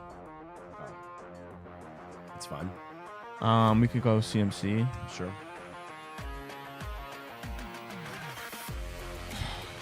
Is it Let's go Christian. If you typed in Christian, I guarantee you'll be the first one that pops up. Oh, my What gosh. are you spelling? I was trying to spell McCaffrey. Go Christian. I get the first one. There you go. Adrian Peterson. Yeah. I don't think he played. No, yeah. Wait. No, but he didn't play for the Chiefs. No, it's fine. All right. Go make sure you click the right one. All right, 5,000 career rushing for the brunch. Just fill those out. It's got to be Terrell Davis. So many Davis. I think you should get that. And then Jamal Lewis. Yeah, Jamal Lewis. Oh, I spelled that right. There you All right, let's open things up here. Yeah, there's one Broncos-Panthers that's speaking to me there for some reason. Not Robbie Chosen. Something's stinking there, but I don't know what it is. It's hold off there. Ravens, Panthers, that's Hayden Hurst. Yes, you know you love putting Hayden Hurst. I always put him in here. Always love it when he gets in there. Ravens, Chiefs. Not Tyrann Mathieu.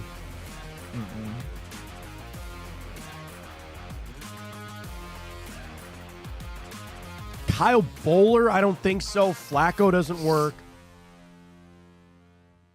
Tyrod Taylor doesn't work.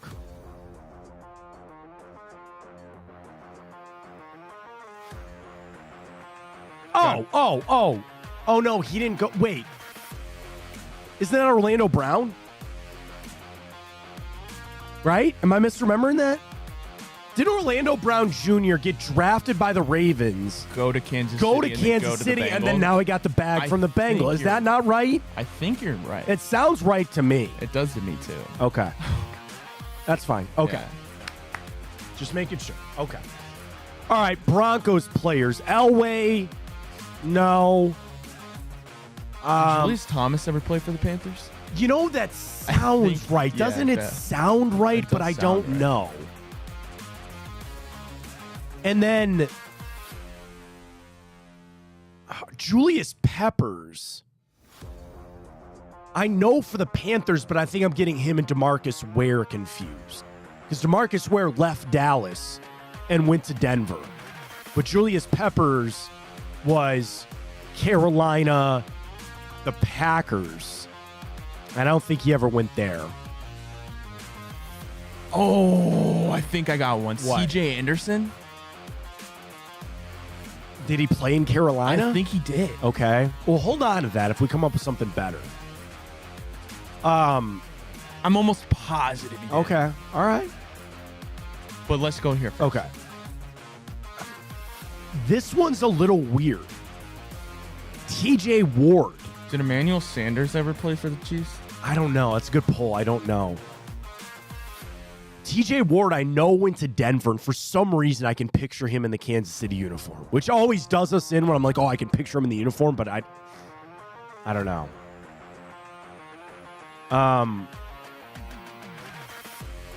No, Garrett Bowles never played for the Chiefs. No, he's still in Denver. He never left there. Kickers? No.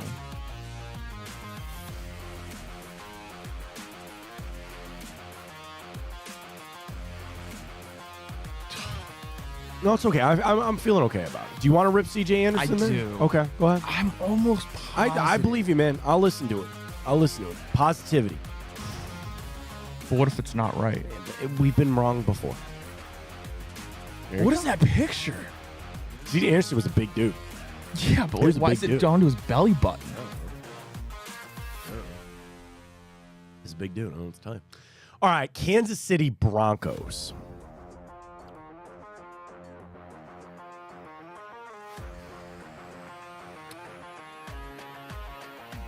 Oh, man.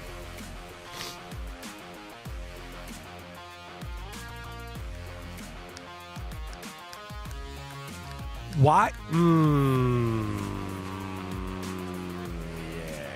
You got one? Kyle Orton. That work? I'm like, again, I feel pretty, yeah, I think so. The dub. Let's go. Good job. Oh, Jamal Charles. Jamal Charles played in Denver? I didn't know that. Steve Smith, that's a good one, too. Teddy Bridgewater for Panthers. We always Broncos. forget Ted Bridgewater, but he works for a lot of them. Nice. All right. Well done. All right.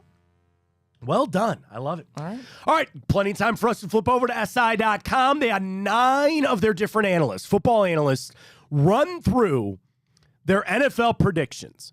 And what they each did was their whole playoff field, including their Super Bowl champion. Damn it, I'm out of paper. Oh, no. We're good. Stand by. Okay.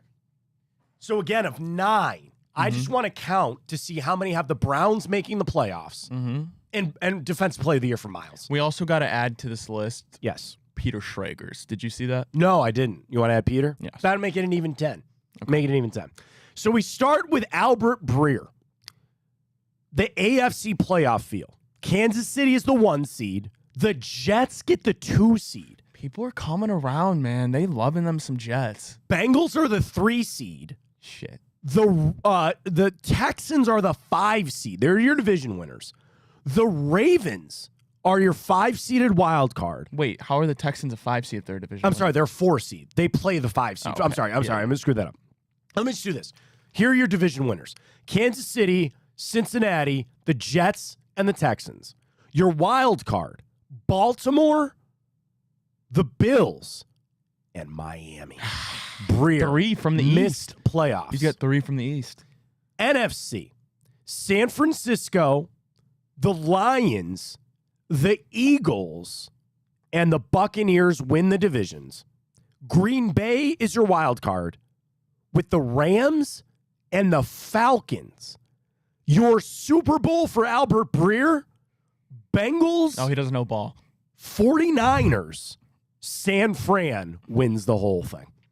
I wouldn't mind watching them lose in the Super Bowl again if it can't be us in it.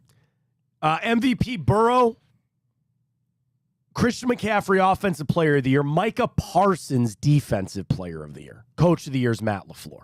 So there you go. Next up, Connor Orr. How would Matt LaFleur be Coach of the Year in that if they didn't even win the division? He has the Green Bay Packers going to the NFC Championship game. But that doesn't matter for Coach of the Year. Yeah, I mean, I guess you're probably right. I can see that. All right, Connor Orr. Bengals win the North. Chiefs win the West. Bills win the East. Texans win the South. My God. Your 5-seeded playoff team. The Pittsburgh Steelers. Oh, God. Your 6-seeded playoff team. The Ravens. The Baltimore Ravens. Shit. Your 7-seeded wild card team. The Cleveland Browns. Wow, 14. He's got all 4 of them making it. I just don't think that can happen. He's got the Chiefs going to the Super Bowl. NFC side. Lions win the North. Rams win the West. Rams win the West. I don't hate that. Buccaneers win the South. The Eagles win the East. Your wild card teams.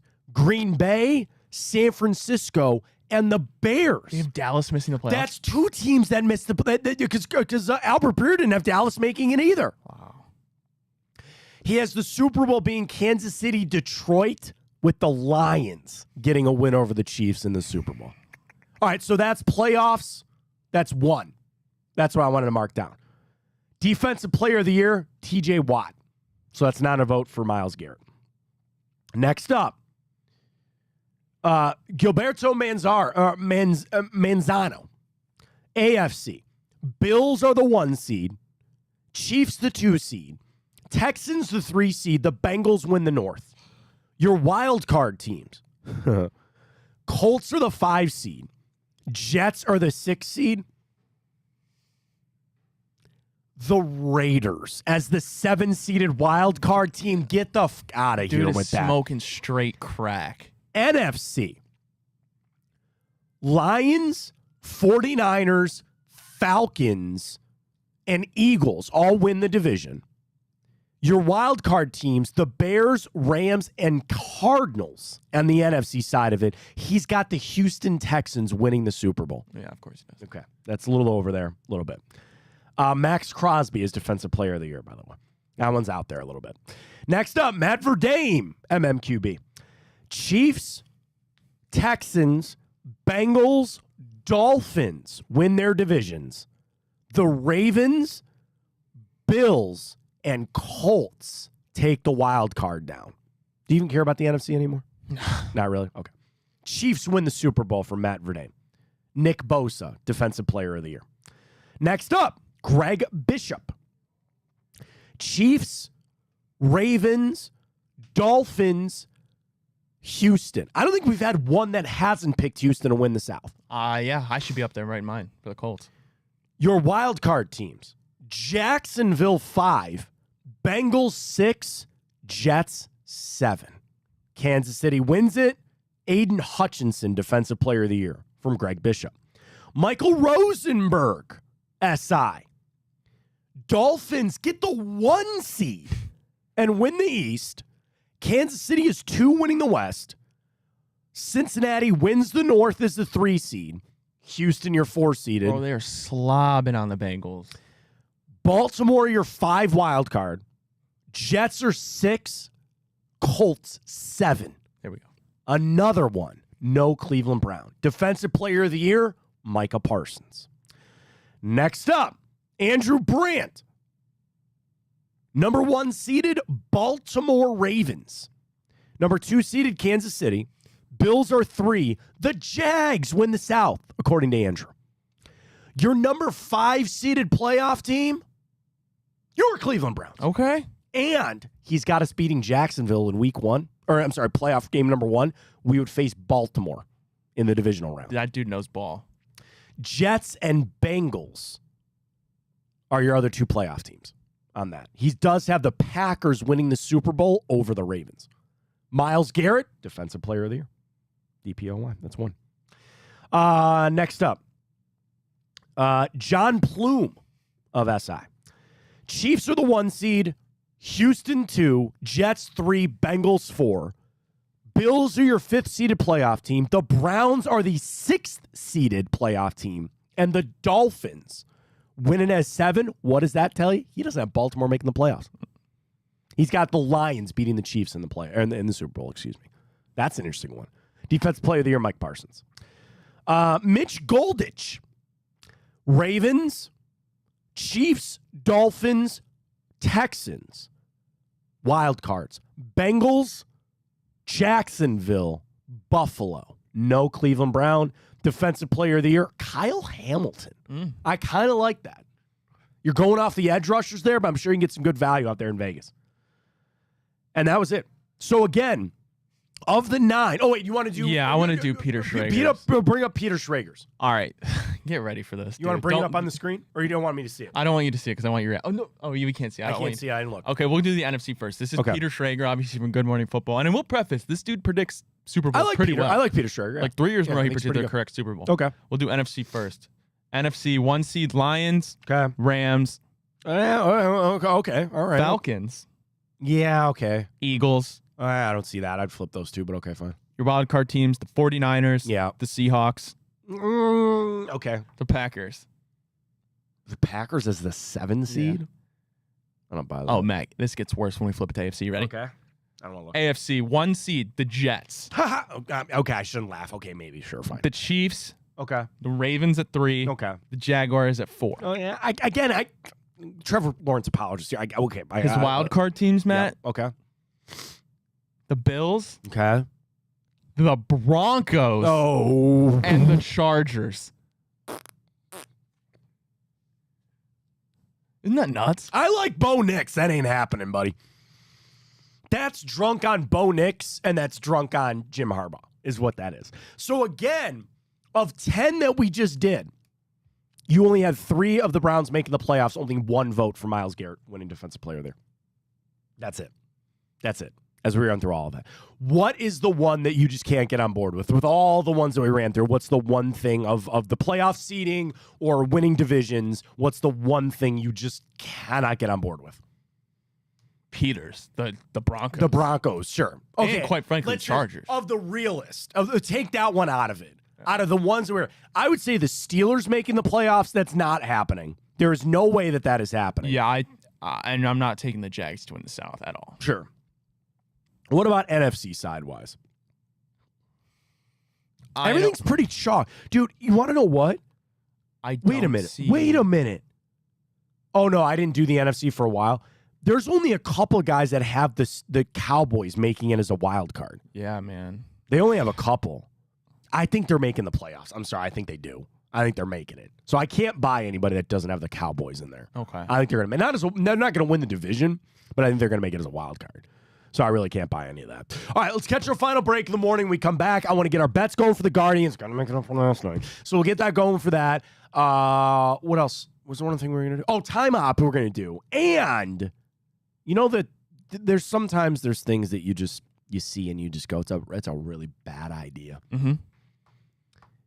There's a really, really bad idea going on right now in the scientific world of things. AI related? No, it's even worse. Cloning? Researchers recently discovered 1,700 ancient viruses in a glacier. Can we not, please? I'll tell you that story when we return. Wrap it all up. Fontana Show right here on Big Play. I'm Garage Beer, and this is Bobby Carpenter. Garage beer. Beer flavored beer. Beef with an F? Okay, my bad. It's crisp and cool, and it doesn't taste like ass. I'm Bobby Carpenter. I drink in garages because my wife says I don't belong inside. If you like a cold breeze on your bag, drink garage beer. It's American, and so can you. Garage beer. Beer flavored beer. Well, how do they know I'm doing this? Did somebody leak this out? It's social media. Oh. It's just, that's the way social media works now. I thought maybe you were just running that yap.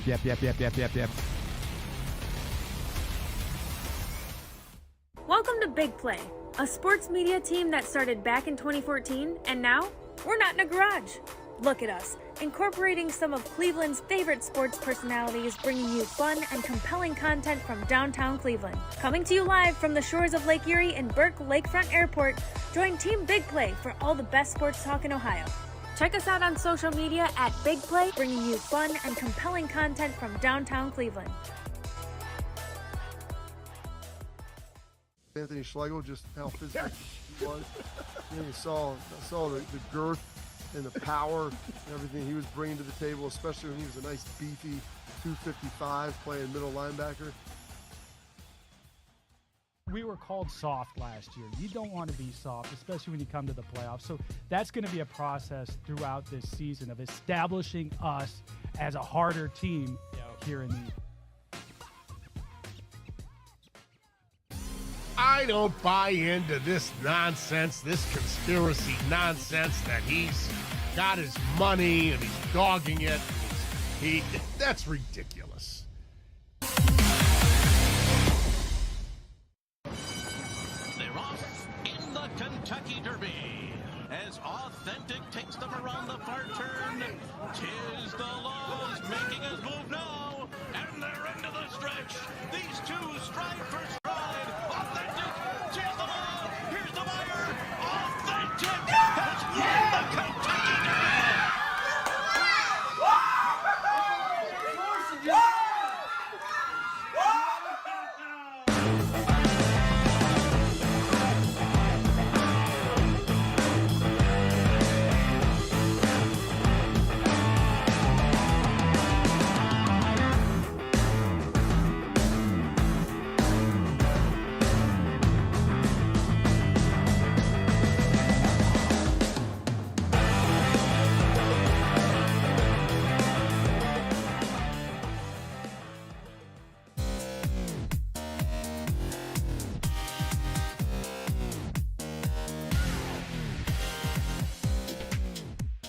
Let's jump into it. A little bit of time up. Dude, my voice is gone. Yeah, are I you apologize. okay? I feel bad. I'm sorry. Everybody's got to Did you listen to swallow this. gravel? No, it's just like the cold that I had.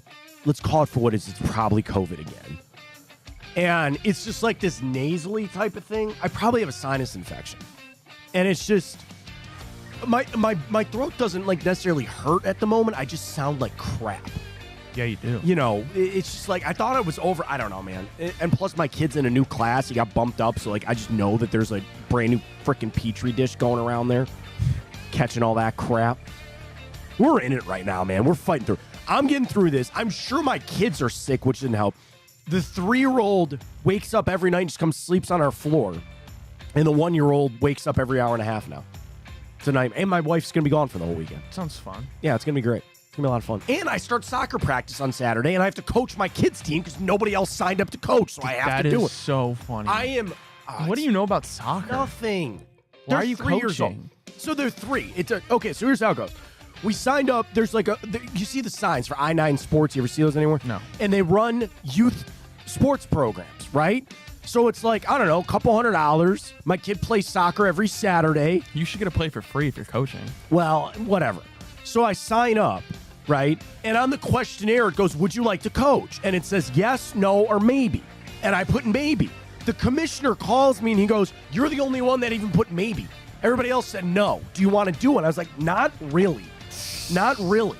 So then I say, sure, fine. Because like I didn't want it to be like, hey, we'll have to cancel or you don't get to play or whatever. So I'm like, fine, I'll do it. Bro, they've been emailing me every day. They go, hey, you got to send the email out to the parents. You got to introduce yourself. You got jersey pickup. And I'm just like, I don't want to. It's 9:30 to 10:30. They practice from 9:30 to 10.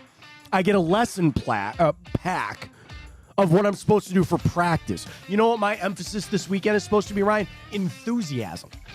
Enthusiasm for the game of soccer. And then they play a game from 10 to 10:30.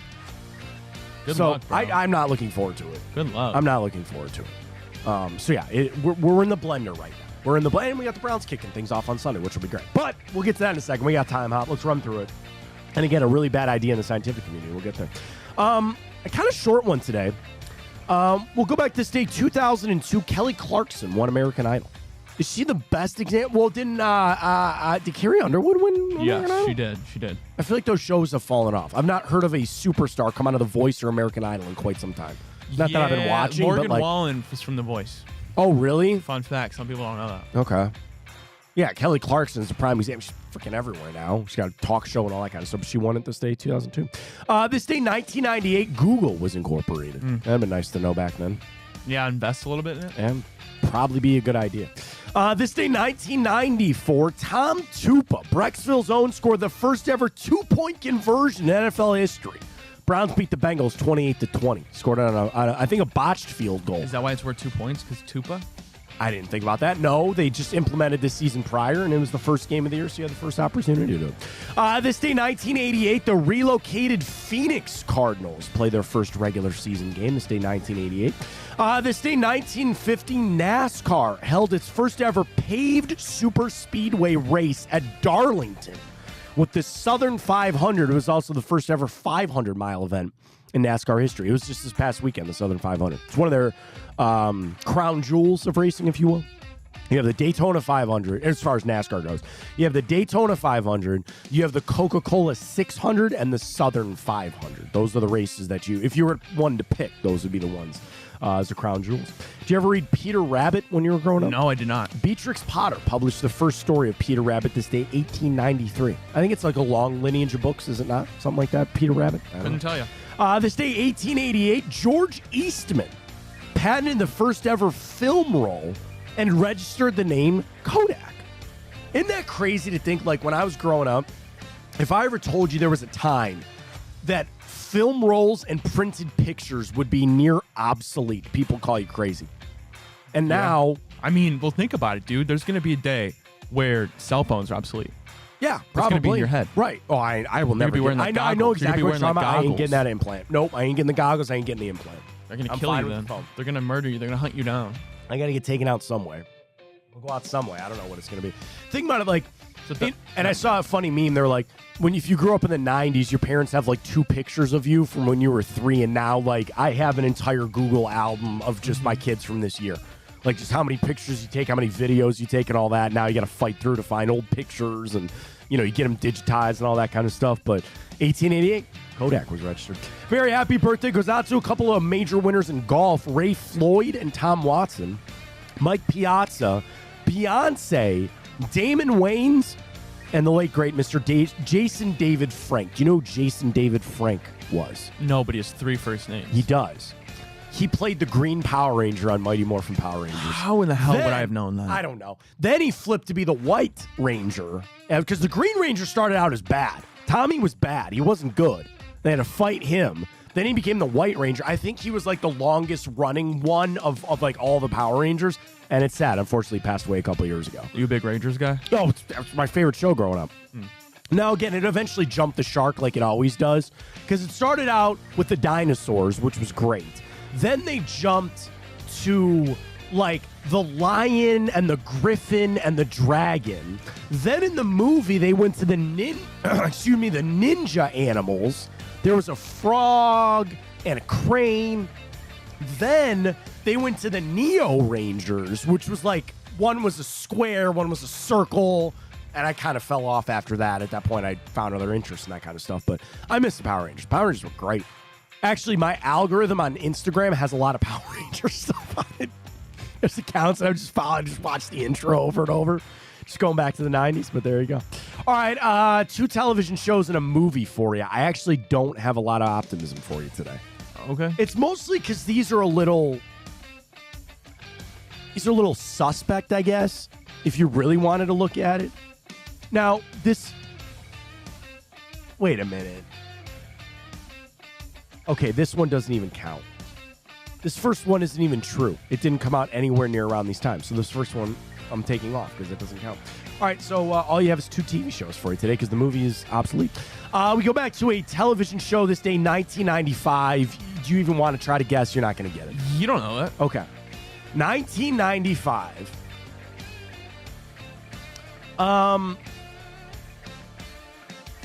It's an American fantasy television series. Okay. It follows the main actress, an infamous warrior looking to redeem herself for her past sins against the innocent by using her formidable fighting skills to aid those who are defenseless.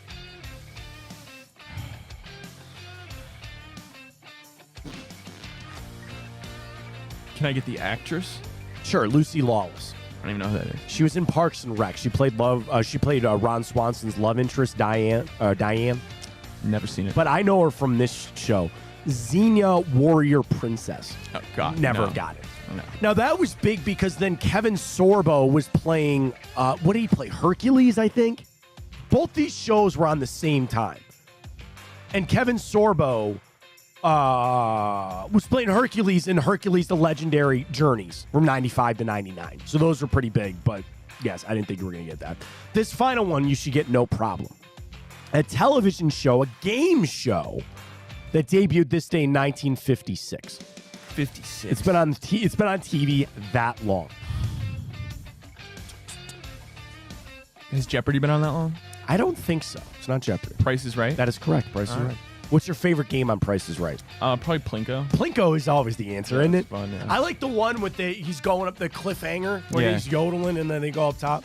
My mom would kill it on Price is Right. It's her favorite show, one of her favorite shows growing up, so we watched a lot. My mom, kill it.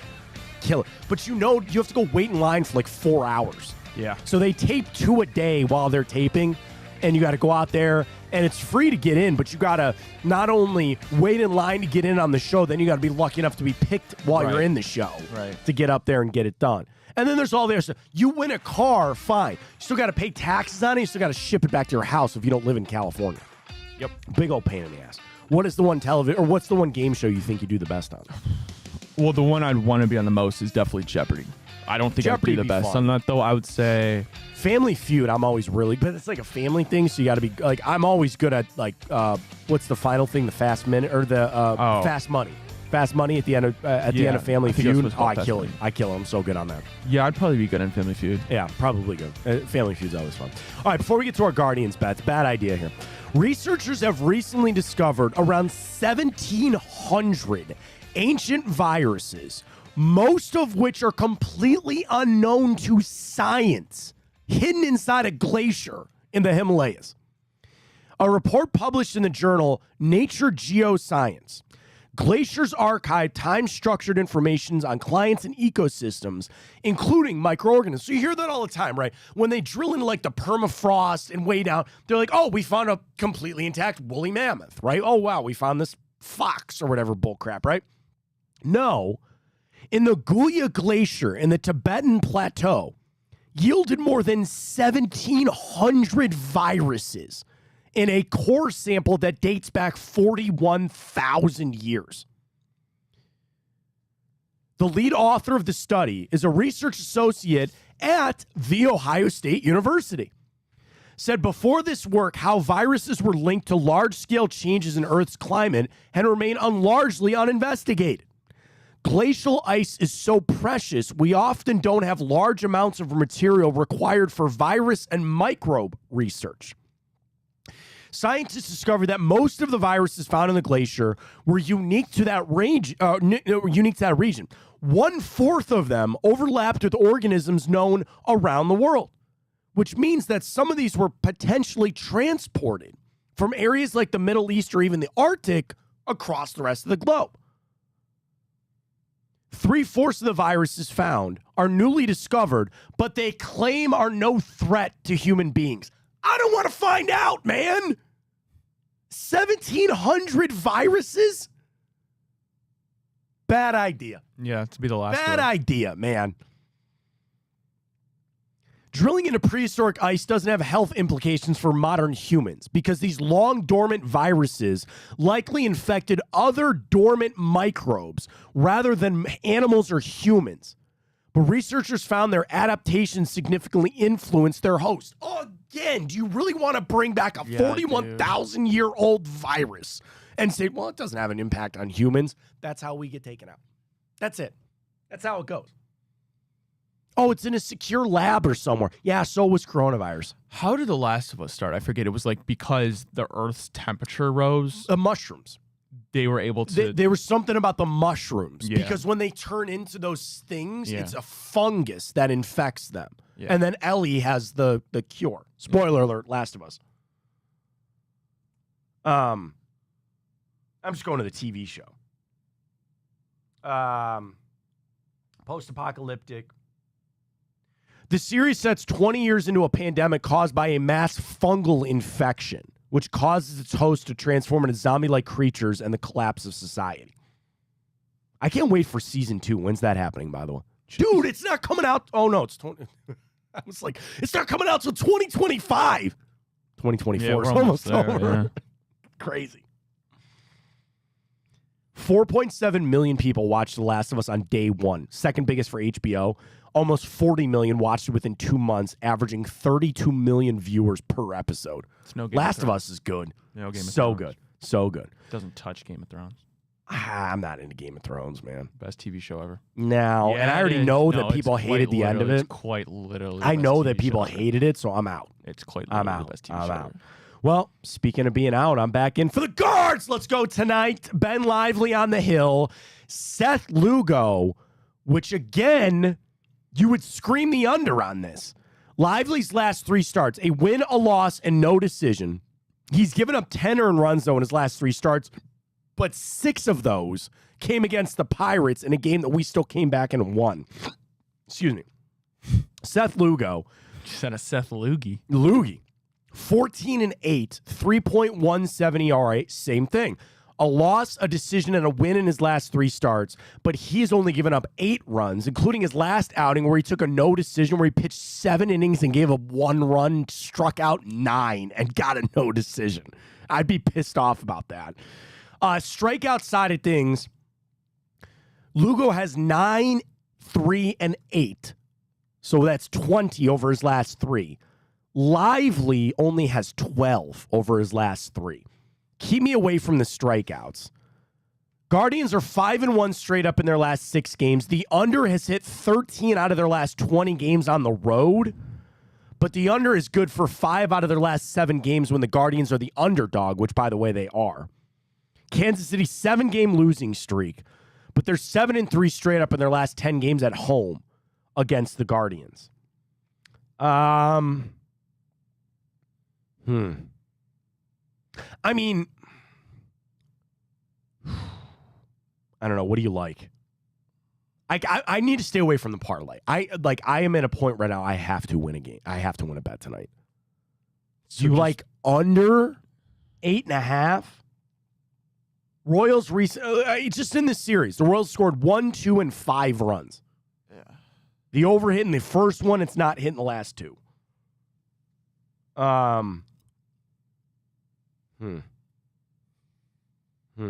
What about a hit for today? Gotta be Quan, right? 1. I would think so. Although Seth Lugo, is he not left-handed? Or just do Manzardo. Yeah, I think he's pretty solid. But again, I would think that would be good for Lane Thomas, right? Lugo had 1 start against us back in June. He went 6 innings, gave up 2 runs, and struck out 5, taking the loss. Lively took the loss back in June. He pitched 6 innings, gave up 2 runs, struck out 5. Should I take the Guardians just to win because they're plus money? Close it out? What do you think? Yeah, if you want to, yeah. Yeah. I'll get into some deeper trends. I usually try to send those out when I do a little more research later in the day, but we'll figure that out. All right, appreciate everybody joining us today. Back tomorrow, 9 a.m. Don't forget, go back to the app. Check out Jameis Winston. Big announcement. He's joining us here at Big Play on the Big Play Cleveland Show. You can check it out there. Drennan coming up tonight for bonus time. Get that on the app and Twitter as well. And we're back at it tomorrow. For Ryan Tyler, I'm Matt Fontana. As always, take it easy.